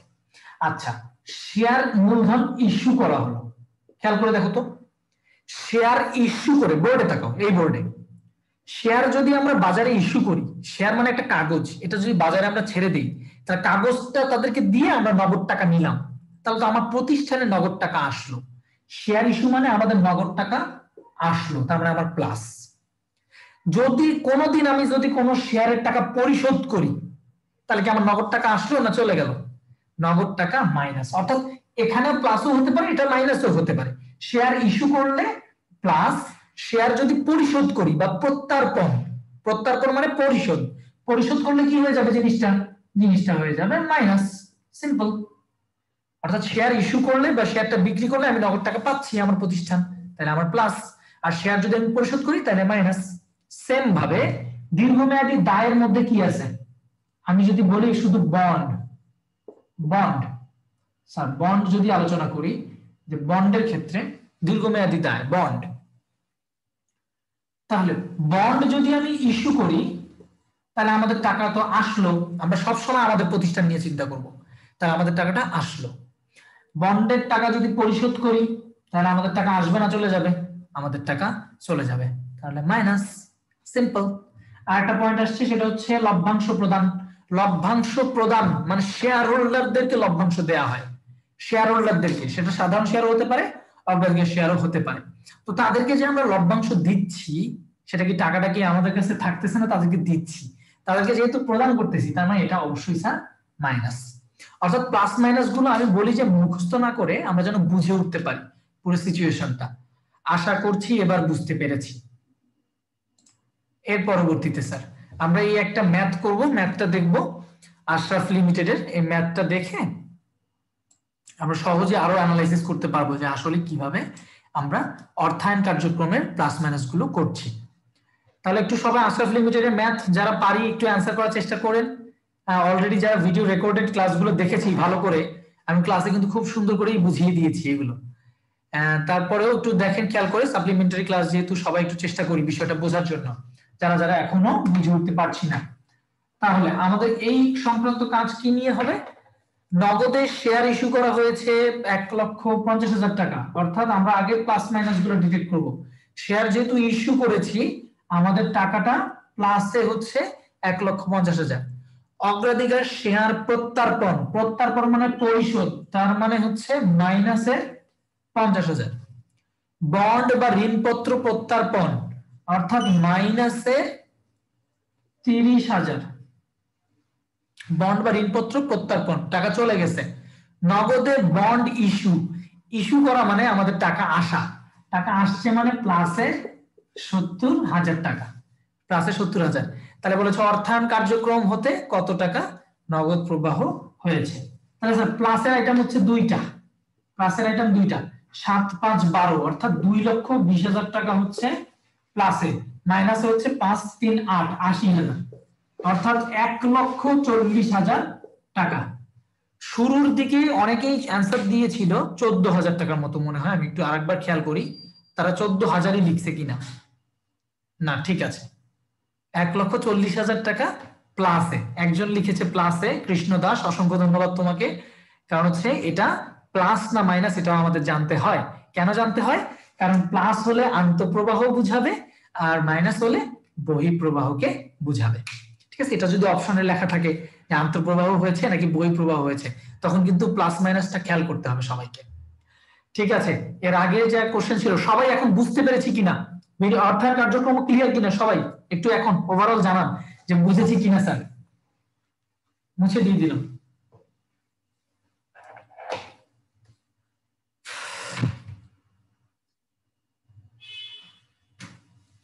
ঠিক আছে স্যার, আপনাদেরকেও অসংখ্য ধন্যবাদ ধৈর্য ধরে ক্লাসটি দেখার জন্য এবং বিষয়টি বোঝার চেষ্টা করার জন্য। এরপরে পরবর্তীতেই ইউনিট 4-এ যে আলোচ্য বিষয়টি রয়েছে এটি হচ্ছে যৌথ মূলধনী কোম্পানির মূলধন হিসাব সম্পর্কিত বিষয়। ঠিক আছে, অসংখ্য ধন্যবাদ তোমরা যারা লিখেছো। জি স্যার, ওকে, খুশি হয়েছি যে বুঝতে পেরেছো। না বুঝতে পারলে অবশ্যই এই রেকর্ডেড ভিডিওটাও দেখবা এখন, এই যে জুম ক্লাসটা যে হচ্ছে এটাও দেখে নিতে পারো আরেকবার, বা অ্যাপস এর ক্লাসগুলোও দেখতে পারো, তাহলে আশা করছি সুবিধা হবে ইনশাআল্লাহ। ঠিক আছে, ওকে। তাহলে স্যার এখন আচ্ছা, এখন আর কোনো টেক্সট না, এখন আমরা নতুন টপিক নিয়ে আলোচনা করি। এই টপিকগুলো এখান থেকে কিছু বিষয় আছে গুরুত্বপূর্ণ জানার মতো। সেটা হচ্ছে যৌথ মূলধনী কোম্পানির মূলধন হিসেবে দুইটা পয়েন্ট ঢাকা বিশ্ববিদ্যালয়ে কয়েকবার এসেছে। আমি চাচ্ছি ওই দুটা পয়েন্ট তোমরা একটু লিখে রাখো। ঠিক আছে, সবাই খাতায় লিখে রাখার চেষ্টা করবো, তারপর আমি স্ক্রিন শেয়ারটা দিয়ে দিব, না সমস্যা নেই। ঠিক আছে, যৌথ মূলধনী কোম্পানির মূলধন হিসাব অর্থাৎ শেয়ার মূলধন হিসাব, শেয়ার মূলধন হিসাব, শেয়ার মূলধন হিসাব, যৌথ মূলধনী কোম্পানির মূলধন হিসাব। এখান থেকে সবচেয়ে গুরুত্বপূর্ণ যে টার্মগুলো, 1 নম্বরে যে শেয়ার ইস্যু করা হলো, শেয়ার ইস্যু করা হলো। ঠিক আছে, আমি টাকার অ্যামাউন্ট লিখবো না, ডিরেক্টলি জাবেদা লিখবো, শেয়ার ইস্যু করা হলো। এটার জাবেদা কি হবে? শেয়ার ইস্যু করলে এতদিন আমরা জাবেদা দিয়েছি শেয়ার আবেদন ডেবিট, ব্যাংক হিসাব ক্রেডিট। শেয়ার আবেদন ডেবিট দিয়েছি, ব্যাংক হিসাব ক্রেডিট দিয়েছি। আর এরপরে জাবেদা, পরবর্তী জাবেদা দিয়েছি শেয়ার আবেদন, সরি আমরা শেয়ার ইস্যু করলে জাবেদা দিয়েছিলাম ব্যাংক হিসাব ডেবিট, শেয়ার আবেদন ক্রেডিট। আর মূলত আমি জাবেদাটা একটু লিখে আপনাদেরকে বুঝাই যে আসলে জাবেদাটা কি হচ্ছে। ব্যাংক ডেবিট লিখতাম, শেয়ার আবেদন ক্রেডিট লিখতাম, এটা এখনই লিখতে হবে না। আর এরপরে আবার কি জাবেদা দিতাম? আবার জাবেদা দিতাম হচ্ছে শেয়ার আবেদন ডেবিট আর শেয়ার মূলধন ক্রেডিট। আচ্ছা, তো আমরা যদি শেয়ার ডিরেক্টলি ইস্যু করি, তাহলে শেয়ার যদি আমরা ডিরেক্টলি নগদে শেয়ার ইস্যু করি বা শেয়ার ইস্যু করা হলো বা নগদে শেয়ার ইস্যু করা হলো, সাধারণত আমরা ভার্সিটিতে বিশ্ববিদ্যালয়ে যে ভর্তি পরীক্ষাটা দিব, সেখানে যেহেতু শেয়ার আবেদন নামে অ্যাকাউন্টটা ক্রেডিট এবং ডেবিট একই জিনিস, ঠিক আছে, যত টাকা ক্রেডিট হয় তত টাকাই ডেবিট হয়। আলটিমেটলি শেয়ার আবেদনের অ্যাকাউন্টে কি হয়ে যায়? জিরো হয়ে যায়, কেটে যায়। তার মানে শেয়ার আবেদনের অ্যাকাউন্টের কোনো কাজ নাই, এই অ্যাকাউন্টের আমাদের আসলে কোনো কাজ হয় না। অ্যাকচুয়ালি শেয়ার ইস্যু করার জাবেদা হচ্ছে ব্যাংক ডেবিট, শেয়ার মূলধন ক্রেডিট। এটা লিখে রাখতে হবে স্যার, ব্যাংক ডেবিট, শেয়ার মূলধন ক্রেডিট। এবং ভার্সিটিতে পরীক্ষায় যে পয়েন্টটা আসছে সেটা হচ্ছে যে এর হিসাব সমীকরণের প্রভাবটা কি হয়েছে, অর্থাৎ সম্পদ বৃদ্ধি এবং মালিকানা সত্ত্ব বৃদ্ধি পেয়েছে। সম্পদ বৃদ্ধি এবং মালিকানা সত্ত্ব বৃদ্ধি পেয়েছে। লেখার চেষ্টা করবে খাতায়, তোমরা একটা বিষয় শেখার জন্য খাতায় লিখতে পারলে খুবই ভালো হয়, যে শিখবা। যাদের নেট কানেকশনের সমস্যা হচ্ছে পরে রেকর্ডেড ক্লাস দেখে হলেও লিখে রাখবা, কারণ এগুলো পরীক্ষায় আসে। তাহলে শেয়ার ইস্যু করা হলো, এর পরবর্তীতে যে প্রশ্নটা আসে সেটা হচ্ছে লভ্যাংশ ঘোষণা করা হলো।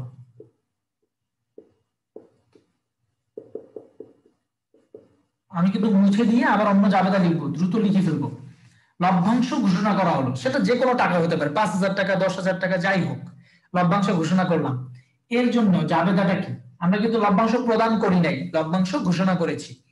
মনে রাখতে হবে, একটা কোম্পানি সবসময় তাদের লভ্যাংশ ঘোষণা করে তাদের জমাকৃত মুনাফা বা সংরক্ষিত আয় বিবরণী থেকে, ঠিক আছে, ওখান থেকে কিন্তু আমরা লভ্যাংশ প্রদানটা মাইনাস করি। সবসময় মনে রাখবো যে লভ্যাংশ কথাটা যেটাই হোক না কেন, লভ্যাংশ কথাটা আসা মানেই হচ্ছে জমাকৃত মুনাফা বা সংরক্ষিত আয় বিবরণীটা আসবেই, জমাকৃত মুনাফা বা সংরক্ষিত আয় বিবরণী আসবেই। অর্থাৎ জমাকৃত মুনাফা ডেবিট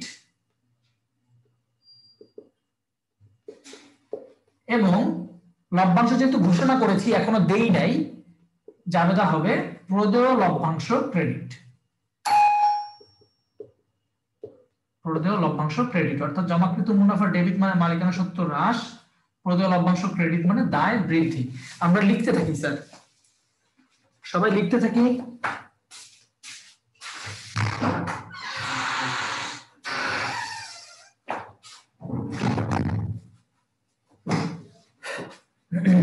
লেখা হয়েছে কিনা একটু টেক্সট দেই তো, টেক্সট দেই লেখা হইলো কিনা। আমি আরো জাবেদা আছে 2টা 3টা, সেই 3টা জাবেদা লিখি। এটা ঢাকা বিশ্ববিদ্যালয়ে অনেকবার আসছে, 8-10 বার আসছে এই জাবেদাগুলো, ঠিক আছে। এই জাবেদাগুলো লিখে দেই এবং এর ইফেক্ট গুলো পরীক্ষায় আসে, ইফেক্ট গুলো পরীক্ষায় আসছে, ঠিক আছে স্যার। ওকে, তাহলে লভ্যাংশ ঘোষণা করলাম।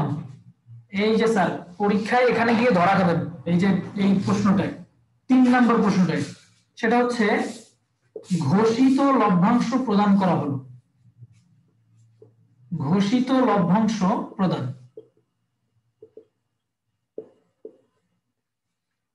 ঠিক আছে, ঘোষিত লভ্যাংশ প্রদান। তাহলে লভ্যাংশ যখন ঘোষণা করছি তখন তো প্রদেয় লভ্যাংশ হয়েছে, ঠিক আছে। সেকেন্ড জাবেদাটা হচ্ছে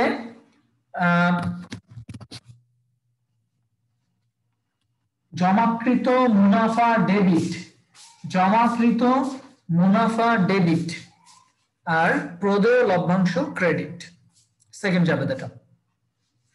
আর থার্ড জাবেদা হলো ঘোষিত লভ্যাংশ প্রদান, যেহেতু লভ্যাংশ ঘোষণা করেছি, প্রদেয় লভ্যাংশ এখন হবে ডেবিট, অর্থাৎ আমাদের এই প্রদেয় লভ্যাংশটা কমে গেল। প্রদেয় লভ্যাংশ ডেবিট, অর্থাৎ দায়টা আমাদের কমে গেল। প্রদেয় লভ্যাংশ ডেবিট অর্থাৎ দায় কমে গেল, এল কমে গেল, এল মাইনাস। আর ঘোষিত লভ্যাংশ যেহেতু প্রদান করছি, অবশ্যই নগদে বা ব্যাংকে প্রদান করেছি, নগদ বা ব্যাংক ক্রেডিট। সাধারণত ব্যাংকের মাধ্যমেই করা হয়, তাই ব্যাংকটাই দেয়া হয় বেশি। নগদ বা ব্যাংক হিসাব ক্রেডিট, সেটা হচ্ছে স্যার আমাদের সম্পত্তি হ্রাস পেয়েছে। ঢাকা বিশ্ববিদ্যালয়ে যে প্রশ্নটা আসছে যে ঘোষিত লভ্যাংশ প্রদান করলে মালিকানা সত্ত্বে পরিবর্তন হয় কিনা, ঠিক আছে, একটু খেয়াল করে দেখো। ঘোষিত লভ্যাংশ প্রদান করলে মালিকানা সত্ত্বের কোনো প্রভাব নেই, মালিকানা সত্ত্বের কোনো প্রভাব নেই। লভ্যাংশ যেদিন ঘোষণা করা হয়েছে সেদিনই কিন্তু প্রভাবটা হয়েছে, জমাকৃত মুনাফা ডেবিট, এই যে মালিকানা সত্ত্বের প্রভাবটা হয়েছে, এই পয়েন্টটা খেয়াল রাখতে হবে।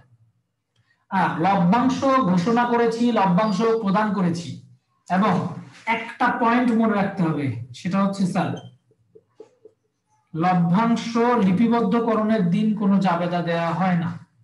লভ্যাংশ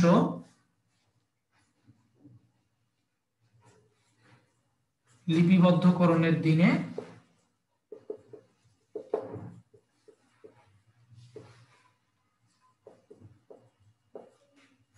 জাবেদা হয় না, কারণ আমরা অলরেডি লভ্যাংশ যেদিন ঘোষণা দিয়ে দিয়েছি সেদিন আমরা লভ্যাংশ ঘোষণার জাবেদা দিয়ে দিয়েছি। যেদিন লভ্যাংশ প্রদান করছি সেদিনই আমরা কিন্তু প্রদান করার দিনই জাবেদা দিই, কিন্তু লেখার ডেটটা একটু পরে হয়, ঠিক আছে, কারণ এটা একটা লং টার্ম প্রসেস, হয়তো বা 2-1 দিন আগে পিছিয়ে হয়ে যায়। তো সেক্ষেত্রে যেদিন আমরা লিপিবদ্ধকরণ করি, আসলে লভ্যাংশটা যেদিন লিপিবদ্ধকরণ করি সেদিন অ্যাকচুয়ালি আমাদেরকে জাবেদা দিতে হয় না, সেদিন আমরা মূলত টাকাটাই লিখে রাখি খাতায়। ওটা মানে জাস্ট ডেটের হেরফের হওয়ার কারণে এরকম হয়, তারিখের হেরফের হওয়ার কারণে এই বিষয়টা হয়ে যায়। কিন্তু মেইনলি আমাদের জাবেদা দিতে হয় লভ্যাংশ যেদিন ঘোষণা করব সেদিন, এবং ঘোষিত লভ্যাংশ যেদিন প্রদান করব সেদিনই। যেদিন আমি খাতায় লিখতে যাব সেদিন আবার আমাকে জাবেদা দিতে হবে না, কারণ অলরেডি আমি জাবেদাগুলো দিয়ে ফেলেছি। এই বিষয়টা মনে রাখতে হবে, যেহেতু তারিখের একটা হেরফের আছে সেক্ষেত্রে এই ঘটনাটা ঘটে, এভাবে মনে রাখবো স্যার। বুঝতে পেরেছি কিনা আমি যে এতক্ষণ পর্যন্ত যে পয়েন্টটা লিখলাম, বুঝতে পেরেছি? 2 নাম্বার পয়েন্ট থেকে এটা মুছলাম, এরপরে আর একটা প্রশ্ন লিখবো, এটা কিছুদিন আগেও ঢাকা বিশ্ববিদ্যালয়ে এসেছে, 4 নাম্বার। এটা ঢাকা বিশ্ববিদ্যালয়ে 4 বার আসছে, সেটা হচ্ছে যে বোনাস শেয়ার, বোনাস শেয়ার বা বিনামূল্যের শেয়ার, বিনামূল্যের শেয়ার। একটু মার্কার চেঞ্জ করার চেষ্টা করো, দেখি মার্কারে কালি আছে কিনা। যারা অন্য পয়েন্ট আরেকবার বুঝাইতে বলতেছেন তারা রেকর্ডেড ভিডিওটা দেখে নেবেন স্যার, ঠিক আছে। বিনামূল্যের শেয়ার, বোনাস শেয়ার, বিনামূল্যের শেয়ার, বা লেখা থাকবে শেয়ার লভ্যাংশ, শেয়ার লভ্যাংশ প্রদান করা হলো।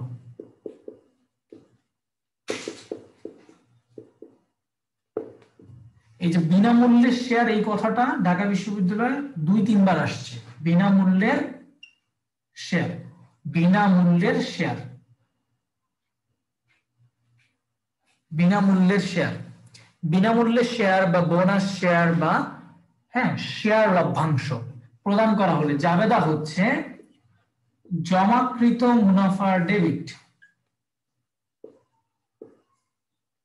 জমাকৃত মুনাফা ডেবিট, অর্থাৎ লভ্যাংশ কথাটা আসলে আমাদের জমাকৃত মুনাফাটা দিতে হবে, জমাকৃত মুনাফা থেকেই আমাদের লভ্যাংশ যাবে।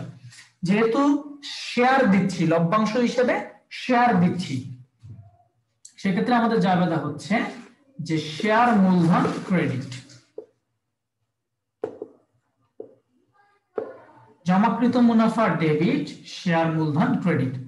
মালিকানা সত্ত্ব হ্রাস পেয়েছে, মালিকানা সত্ত্ব বৃদ্ধি পেয়েছে, মালিকানা সত্ত্ব হ্রাস পেয়েছে, মালিকানা সত্ত্ব বৃদ্ধি পেয়েছে, আলটিমেটলি কিন্তু গড়ের ডিম 0 হয়েছে, ঠিক আছে স্যার?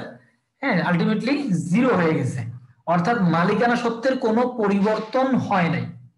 মালিকানা সত্ত্বের পরিবর্তন হয়নি এই প্রশ্নটি ঢাকা বিশ্ববিদ্যালয়ে 2 বার আসছে, এটার আরেকটা পয়েন্ট আছে, সেই পয়েন্টটা লিখে দিই। সেটা হচ্ছে যে সঞ্চিতি তহবিলে, সেটা সাধারণ সঞ্চিতি তহবিল হতে পারে, যে কোনো তহবিলে হতে পারে, সঞ্চিতি তহবিলে স্থানান্তর, সঞ্চিতি তহবিলে স্থানান্তর, এই ধরনের যদি প্রশ্ন বলা থাকে সঞ্চিতি তহবিলে স্থানান্তর, তাহলে কি কাজ হবে স্যার? তাহলে কাজটা হবে হচ্ছে জমাকৃত মুনাফা ডেবিট, জমাকৃত মুনাফা ডেবিট, আর সঞ্চিতি তহবিল আমাদের ক্রেডিট হবে। সঞ্চিতি তহবিল ক্রেডিট। জমাকৃত মুনাফা ডেবিট মানে মালিকানা সত্ত্ব হ্রাস, সঞ্চিতি তহবিল ক্রেডিট মানে মালিকানা সত্ত্ব বৃদ্ধি। অর্থাৎ দুটোই মালিকানা সত্ত্বের অংশ, দুটোই মালিকানা সত্ত্বের অংশ, হ্রাস এবং বৃদ্ধি। এবং 4 এবং 5-এর সাথে লিখবে তোমরা সবাই একসাথে যে মালিকানা সত্ত্বে পরিবর্তন হয়নি। এই প্রশ্নটা এসেছে যে মালিকানা সত্ত্ব, মালিকানা সত্ত্ব পরিবর্তন হয়নি।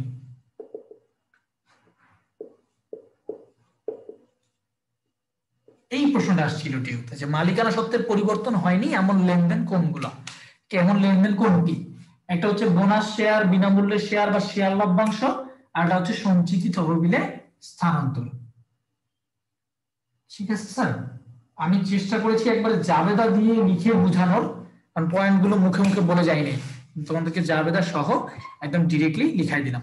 তাহলে এই 5টা যে জাবেদা লিখাই দিছি শেয়ার ইস্যু সংক্রান্ত, এই 5টা জাবেদা দিয়ে মূলত ঢাকা বিশ্ববিদ্যালয়ে মোটামুটি 8-10টা প্রশ্ন এসেছে। এই কয়েকটা প্রশ্ন ভালো করে মনে রাখবা ইনশাআল্লাহ। আর আমার অলরেডি তো স্ক্রিনে কিছু প্রশ্ন আমি তোমাদেরকে আলোচনা করেছি, এই শেয়ার একদম ডিরেক্টলি শেয়ার সংক্রান্ত কোন প্রশ্নগুলো আসে সেই সংক্রান্ত বিষয় একদম তোমাদেরকে আমি ডিরেক্টলি দিয়েছি মনে হয় অলরেডি। ঠিক আছে, যৌথ মূলধনী কোম্পানির মূলধন তোমাদের সামনে অলরেডি চলে এসেছে কোশ্চেনটি।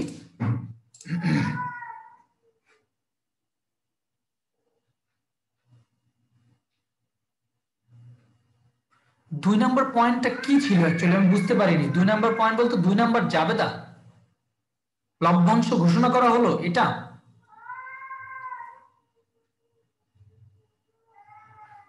লভ্যাংশ ঘোষণা করা হলো, অর্থাৎ লভ্যাংশ যেদিন আমরা ঘোষণা করব যে তারিখে, সেই তারিখে যেদিন আমি ঘোষণা করছি লভ্যাংশটা, আমরা প্রতিষ্ঠানে শেয়ার হোল্ডারদেরকে আগে থেকে বলে দিই যে আগামীতে আমরা একটা লভ্যাংশ প্রদান করব। বিড়াল ঝগড়া করছে, যাই হোক, লভ্যাংশ আমরা প্রদান করব এগুলো বলা থাকে। ডিস্টারবেন্স। আচ্ছা, লভ্যাংশ আমরা মূলত হচ্ছে ঘোষণা করে দিই আগেই, এবং যেদিন আমরা ঘোষণা করি সেদিনই এটা আমাদের একটা প্রদেয় লভ্যাংশ, অর্থাৎ আমাদের একটা দায়ের সৃষ্টি হয়, যার কারণে সেদিনই আমরা এটা জাবেদায় লিপিবদ্ধ করি, কারণ সেদিনই আমরা এটাকে লেনদেন হিসাবে ধরে নিচ্ছি হিসাব বিজ্ঞানের বকেয়া ভিত্তি অনুসারে। লভ্যাংশ যেদিন আমি ঘোষণা করছি, আমরা অবশ্যই লভ্যাংশ প্রদান করলে কোথা থেকে লভ্যাংশ প্রদান করব? অবশ্যই জমাকৃত মুনাফা বা সংরক্ষিত আয় বিবরণী থেকে লভ্যাংশ প্রদান করে থাকি। জমাকৃত মুনাফা বা সংরক্ষিত আয় বিবরণী থেকে লভ্যাংশ প্রদান করে থাকি। তাহলে স্যার সেক্ষেত্রে অবশ্যই জমাকৃত মুনাফা বা আমাদের সংরক্ষিত তহবিলটা কমে যাবে, কারণ আমরা লভ্যাংশ যেহেতু প্রদান করতেছি কিছুদিন পর, তো সেক্ষেত্রে জমাকৃত মুনাফাটাকে ডেবিট করতে হয়। আর লভ্যাংশটা যেহেতু এখনো প্রদান করা হয়নি, আমি 2 নাম্বারটা বোঝাচ্ছি জাবেদা, হ্যাঁ, যেহেতু লভ্যাংশটা এখনো প্রদান করা হয়নি, এখনো লভ্যাংশ ঘোষণা করা হয়েছে শুধু, তাই এটাকে আমরা এখনো বলবো প্রদেয় লভ্যাংশ, অর্থাৎ এটা এখনো প্রদান করি নাই। প্রদান করলে তো সেদিন নগদান বা ব্যাংক ক্রেডিট হয়েই যাবে, কিন্তু এখনো যেহেতু প্রদান করিনি তাই এটাকে বলা হচ্ছে প্রদেয় লভ্যাংশ। এবার কিছুটা বুঝতে পেরেছি স্যার?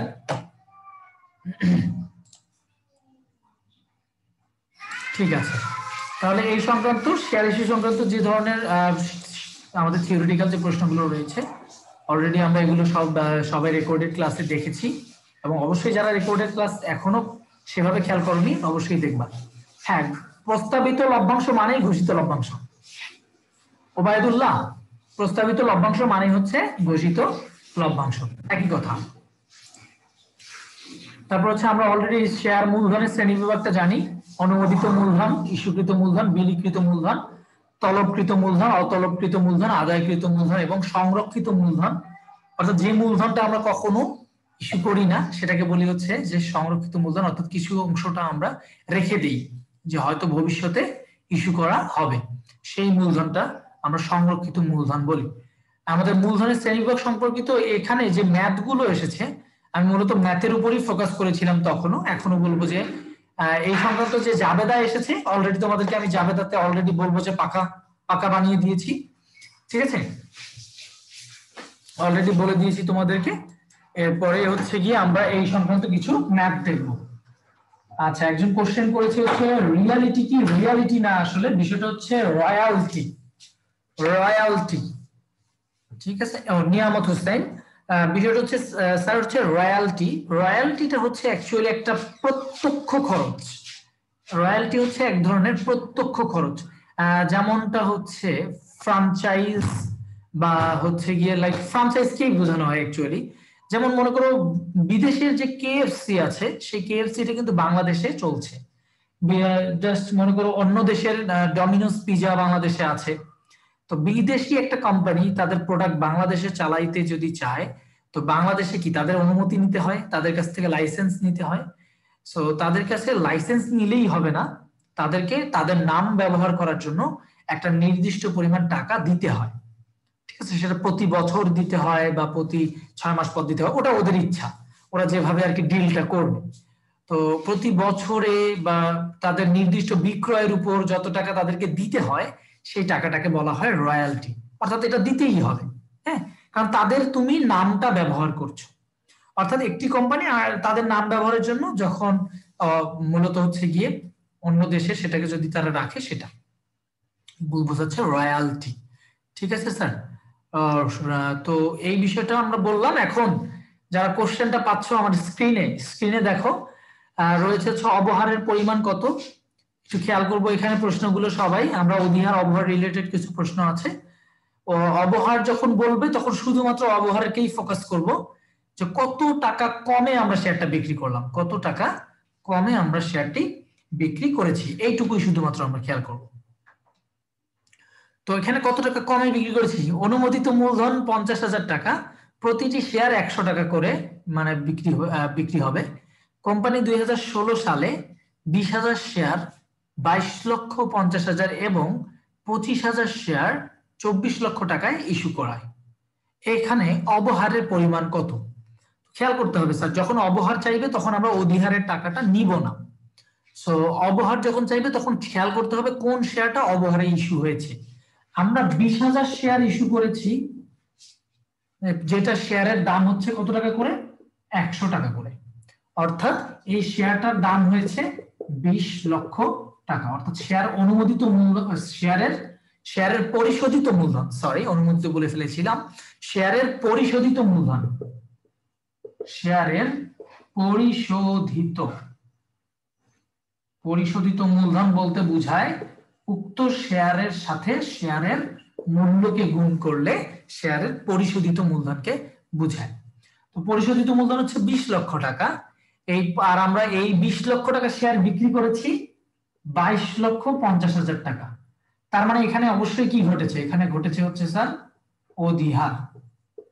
এই বিষয়টা আমাদের এই কোশ্চেনের অ্যান্সারে আসবে না, এই বিষয়টা আমাদের এই কোশ্চেনের অ্যান্সারে আসবে না, ঠিক আছে স্যার। আমাদের এই কোশ্চেনে শুধুমাত্র অবহারের টাকাটুকুই আসবে। অবহারের টাকাটুকু কত, সবার শেষে 25,000 শেয়ার আমরা বিক্রি করেছি, এটা শেয়ারের মূল্য কত করে, নরমালি শেয়ারের মূল্য 100 টাকা, অর্থাৎ পরিশোধিত মূলধন হবে 25 লক্ষ টাকা, পরিশোধিত মূলধন হবে 25 লক্ষ টাকা, কিন্তু টাকা পেয়েছি আমরা 24 লক্ষ টাকা। তাহলে অবহার কত, অবহার হয়েছে কত টাকা কমে বিক্রি করেছি তাকে বলা হয় অবহার, কত টাকা কমে বিক্রি করেছি অবহার। অসংখ্য ধন্যবাদ, অনেকেই আনসার দিয়েছে, হ্যাঁ 1 লক্ষ টাকা অবশ্যই একজন পার শেয়ারে বিক্রি করে দিয়েছে, অসংখ্য ধন্যবাদ, ঠিক আছে সবাইকে অসংখ্য ধন্যবাদ। সো এখানে অলরেডি আমরা সবাই এই বিষয়গুলো বুঝতে পেরেছি। এবং এখন যে কোশ্চেনটি আছে আমাদের চোখের সামনে সেটি হচ্ছে পরিশোধিত মূলধন। পরিশোধিত মূলধনটা নির্ণয় করার কনসেপ্টটা কি? পরিশোধিত মূলধন নির্ণয়ের কনসেপ্টটি হচ্ছে যে যতটুকু শেয়ার ইস্যু করেছি তার সাথে উক্ত শেয়ারের লিখিত মূল্যকে গুণ করা। যতটুকু শেয়ার ইস্যু করেছি তার সাথে শেয়ারের লিখিত মূল্য বা শেয়ারের অভিহিত মূল্যকে গুণ করলে কিন্তু আমরা ইজিলি পেয়ে যাই যে পরিশোধিত মূলধন কত টাকা। তাহলে এখানে আমরা দেখতে পাচ্ছি প্রত্যেকটি শেয়ারের মূল্য হচ্ছে 100 টাকা, অর্থাৎ প্রতিটি শেয়ারের লিখিত মূল্য 100 টাকা। এইটুকু আমাদের প্রয়োজন সবচেয়ে বেশি। এখন কতগুলো শেয়ার ইস্যু করেছি? আমরা 2016 সালে প্রথমে ইস্যু করেছি হচ্ছে 20,000 শেয়ার। এরপরে আরো কত ইস্যু করেছি?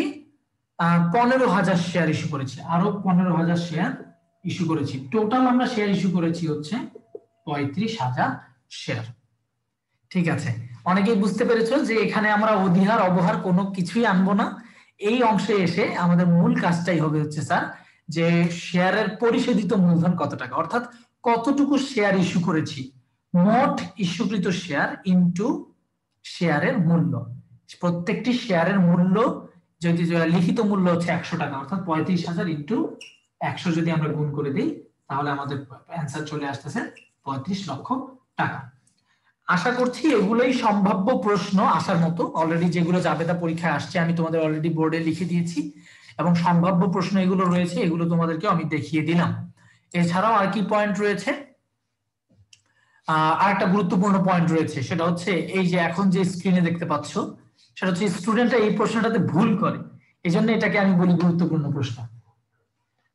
তোমরা অলরেডি অনেকে অ্যান্সার দিয়েছো আগের কোশ্চেনটার পরিশোধিত মূলধনে, তাদেরকে আরেকবার বলে দিচ্ছি। পরিশোধিত মূলধন হচ্ছে যতটুকু শেয়ার ইস্যু করা হয়েছে তার সাথে শেয়ারের লিখিত মূল্যকে গুণ করলে পরিশোধিত মূলধন পাওয়া যায়। ঠিক আছে, আমরা শেয়ার ইস্যু করেছি 35,000, একটা শেয়ারের দাম 100 টাকা, গুণ করলে পরিশোধিত মূলধন পাওয়া যায়। এটা বেশ সিম্পল একটা বিষয়।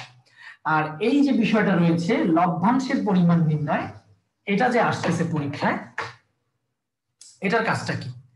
লভ্যাংশের পরিমাণ নির্ণয় অনেকেই কি করে, অনেকেই মুনাফার উপর লভ্যাংশ নির্ণয় করে। কিন্তু খেয়াল রাখতে হবে লভ্যাংশটা আমরা মূলত প্রদান করি শেয়ারের উপর, অর্থাৎ পরিশোধিত মূলধনের উপর লভ্যাংশ প্রদান করতে হয়। পরিশোধিত মূলধনের উপর লভ্যাংশ প্রদান করতে হয়। তাহলে আমরা একটু খেয়াল করে দেখি যে আমাদের পরিশোধিত মূলধন কত টাকা। খেয়াল করবো স্যার, লভ্যাংশ প্রদান করতে হয় কিসের উপর? লিখেও রাখতে পারো বা মনে রাখতে পারো বা স্ক্রিনশট তুলতে পারো। সেটা হচ্ছে পরিশোধিত মূলধন, পরিশোধিত মূলধন ইনটু লভ্যাংশের পার্সেন্টেজ, লভ্যাংশের পার্সেন্টেজ। তাহলে আমরা একটু খেয়াল করে দেখি আমাদের পরিশোধিত মূলধন কত। আমাদের মোট শেয়ার ইস্যু হয়েছে 50,000 এবং প্রত্যেকটা শেয়ারের দাম কত টাকা? প্রত্যেকটা শেয়ারের দাম 10 টাকা। তাহলে পরিশোধিত মূলধন হচ্ছে 50,000 ইন্টু 10, হ্যাঁ এটার মানে হচ্ছে স্যার 5 লক্ষ টাকা। 50,000 ইন্টু 10 হচ্ছে 5 লক্ষ টাকা। আর লভ্যাংশের হার কত? লভ্যাংশের হার হচ্ছে 10%, অর্থাৎ অ্যান্সার দাঁড়াচ্ছে আমাদের কাছে যে 5 লক্ষ টাকার 10% হচ্ছে আবার 50,000 টাকা। অর্থাৎ প্রত্যেকটা শেয়ারে 1 টাকা করে লভ্যাংশ পাবে, যা বুঝলাম আমরা। যেহেতু আমাদের টোটাল শেয়ারও হচ্ছে গিয়ে 50,000টা এবং শেয়ার লভ্যাংশ প্রদান হবে 50,000 টাকা, তাহলে একটা করে শেয়ারে 1 টাকা করেই লভ্যাংশ পাবে, এর বেশি তারা পাবে না। কেউ কি 5,000 অ্যান্সার দিয়েছিল? অ্যান্সার যারা 5,000 দিয়েছিল ভুল করেছিল, আচ্ছা ঠিক আছে পরে সংশোধন করে নিয়েছো। এটা হচ্ছে পরিশোধিত মূলধনের উপর, শেয়ারের সংখ্যার উপরেও আমরা লভ্যাংশটা ধরবো না, হ্যাঁ মুনাফার উপরেও লভ্যাংশটা ধরবো না। তবে যদি প্রশ্নে উল্লেখ করে দেয়া থাকে যে শেয়ারের উপর ধরতে হবে, মুনাফার উপর কখনোই ধরতে বলবে না। যদি বলা থাকে শেয়ারের উপর কত হবে, সেক্ষেত্রে তোমরা শুধুমাত্র শেয়ারের উপর ধরতে পারো, তাছাড়া আর কোনো ঝামেলা এখানে আশা করছি নাই এবং এই রিলেটেড কোনো ঝামেলাও নেই। সর্বশেষ ইউনিট 6 এ একটা পয়েন্ট আছে আমাদের গুরুত্বপূর্ণ, সেটা হচ্ছে শেয়ার বাজেয়াপ্তকরণ বিষয়টা। শেয়ার বাজেয়াপ্ত বিষয়টা আমাদের নরমালি ইন্টার সিলেবাসে নাই, অন্তর্ভুক্ত নাই এখন আর, এটা অনেক আগে অন্তর্ভুক্ত ছিল। তো এটা যখন 2000 কত 1995 বা 2000 সালের আগের দিকে এটা অন্তর্ভুক্ত ছিল। তো সেক্ষেত্রে ওই ক্ষেত্রে দুই একটা প্রশ্নের মধ্যে শেয়ার বাজেয়াপ্তকরণ কথাটা এসেছে, ঢাকা বিশ্ববিদ্যালয়েও এসেছে যে শেয়ার বাজেয়াপ্তকরণের অ্যাকাউন্টটার কাজ কি, কোথায় করা হয়। শেয়ার বাজেয়াপ্ত অ্যাকাউন্টটার কাজ মূলধন সঞ্চিতি অ্যাকাউন্টে করা হয়। মূলধন সঞ্চিতি অ্যাকাউন্টে শেয়ার বাজেয়াপ্তকরণের কাজটা করা হয়। কিন্তু অনেকে স্টুডেন্ট আবার শেয়ার বাজেয়াপ্তকরণ বিষয়টা বুঝে না, তাদেরকে আমি আরেকবার কনসেপ্টটা মনে করাই দিতে চাই যে শেয়ার বাজেয়াপ্তকরণের কনসেপ্ট হচ্ছে যে একটা শেয়ার, আমরা সাধারণত আমাদের দেশে একটা শেয়ার 100 টাকা যদি মূল্য হয়, আমরা 100 টাকাতেই কাজগুলো করে থাকি। মূলত 100 টাকাতেই ডিরেক্টলি শেয়ার ইস্যু করা হয় এবং শেয়ার বিলিও করা হয় 100 টাকা, আদায়ও করে ফেলি 100 টাকা। সাধারণত শেয়ারগুলো আগে যখন বিভিন্ন তলবে আদায় করা হতো, অর্থাৎ শেয়ারগুলোকে তলবে আদায় করা যেতে পারে, অর্থাৎ 100 টাকার একটা শেয়ারের যদি মূল্য হয়, এই 100 টাকা শেয়ারটার আমরা চাইলে এভাবে কি করতে পারি, শেয়ারটাকে আদায় করতে পারি। অর্থাৎ শেয়ার আবেদনে 20 টাকা নিতে পারি, তারপর তাদেরকে বলতে পারি যে আপনারা 1 সপ্তাহ পর বাকি 40 টাকা দিয়ে, তারপর আরো 1 সপ্তাহ পর বাকি 40 টাকা দিয়ে, এভাবে আমরা ভেঙে ভেঙে টাকাটা নিতে পারি। শেয়ার বাজেয়াপ্তকরণের কনসেপ্ট বুঝতে গেলে এটা বুঝতে হবে যে শেয়ারের টাকাটা আমরা ভেঙে ভেঙে নিতে পারি।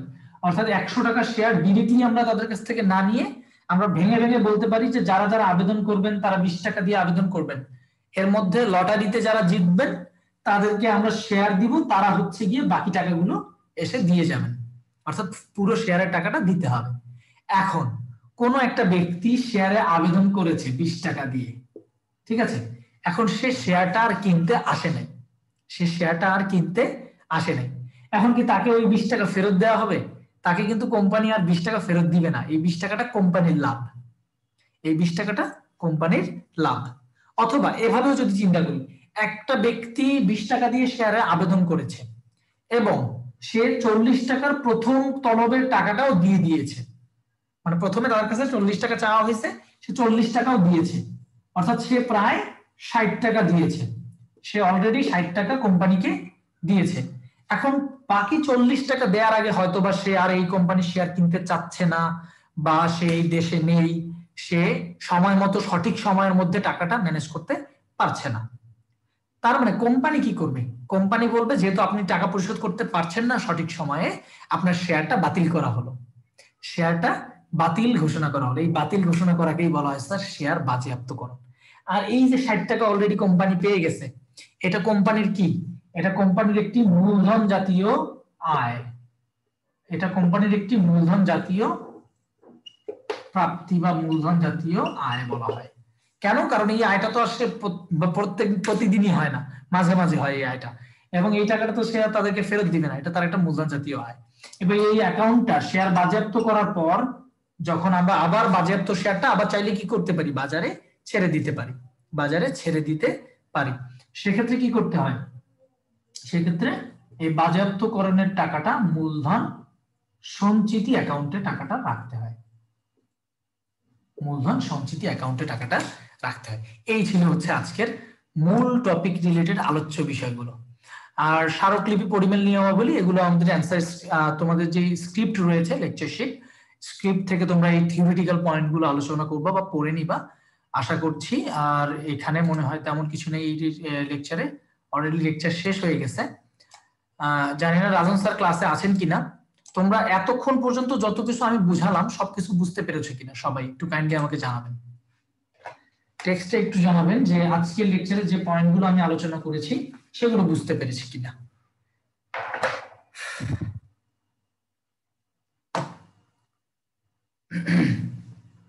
ঠিক আছে, রাজন স্যার মনে হয় ক্লাসে নাই, উনি যেহেতু আমাকে বলেছিলেন যে আমি হোস্ট করব এবং আমি ক্লাসটা রেকর্ড করে রাখবো, এবং আপনাদেরকে অসংখ্য ধন্যবাদ আপনি এই সময়টাকে একটু ম্যানেজ করে নেওয়ার জন্য, যে আমাকে সুযোগ দেওয়ার জন্য, হঠাৎ করে রাতের মধ্যে ক্লাসটা দিয়েছিলাম। অসংখ্য ধন্যবাদ আপনাদের সবাইকে, সবাই ভালো থাকবা, সুস্থ থাকবা, অসংখ্য দোয়া রইল, সবাইকে আমি চাই ঢাকা বিশ্ববিদ্যালয়ে চান্স পাক। ঠিক আছে, তোমরা যতজন রয়েছে সবাই যেন একটু সর্বোচ্চ চেষ্টা করো নিজেদের। ঠিক আছে স্যার, ঠিক আছে, আল্লাহ হাফেজ সবাইকে, সবাই ভালো থাকবেন।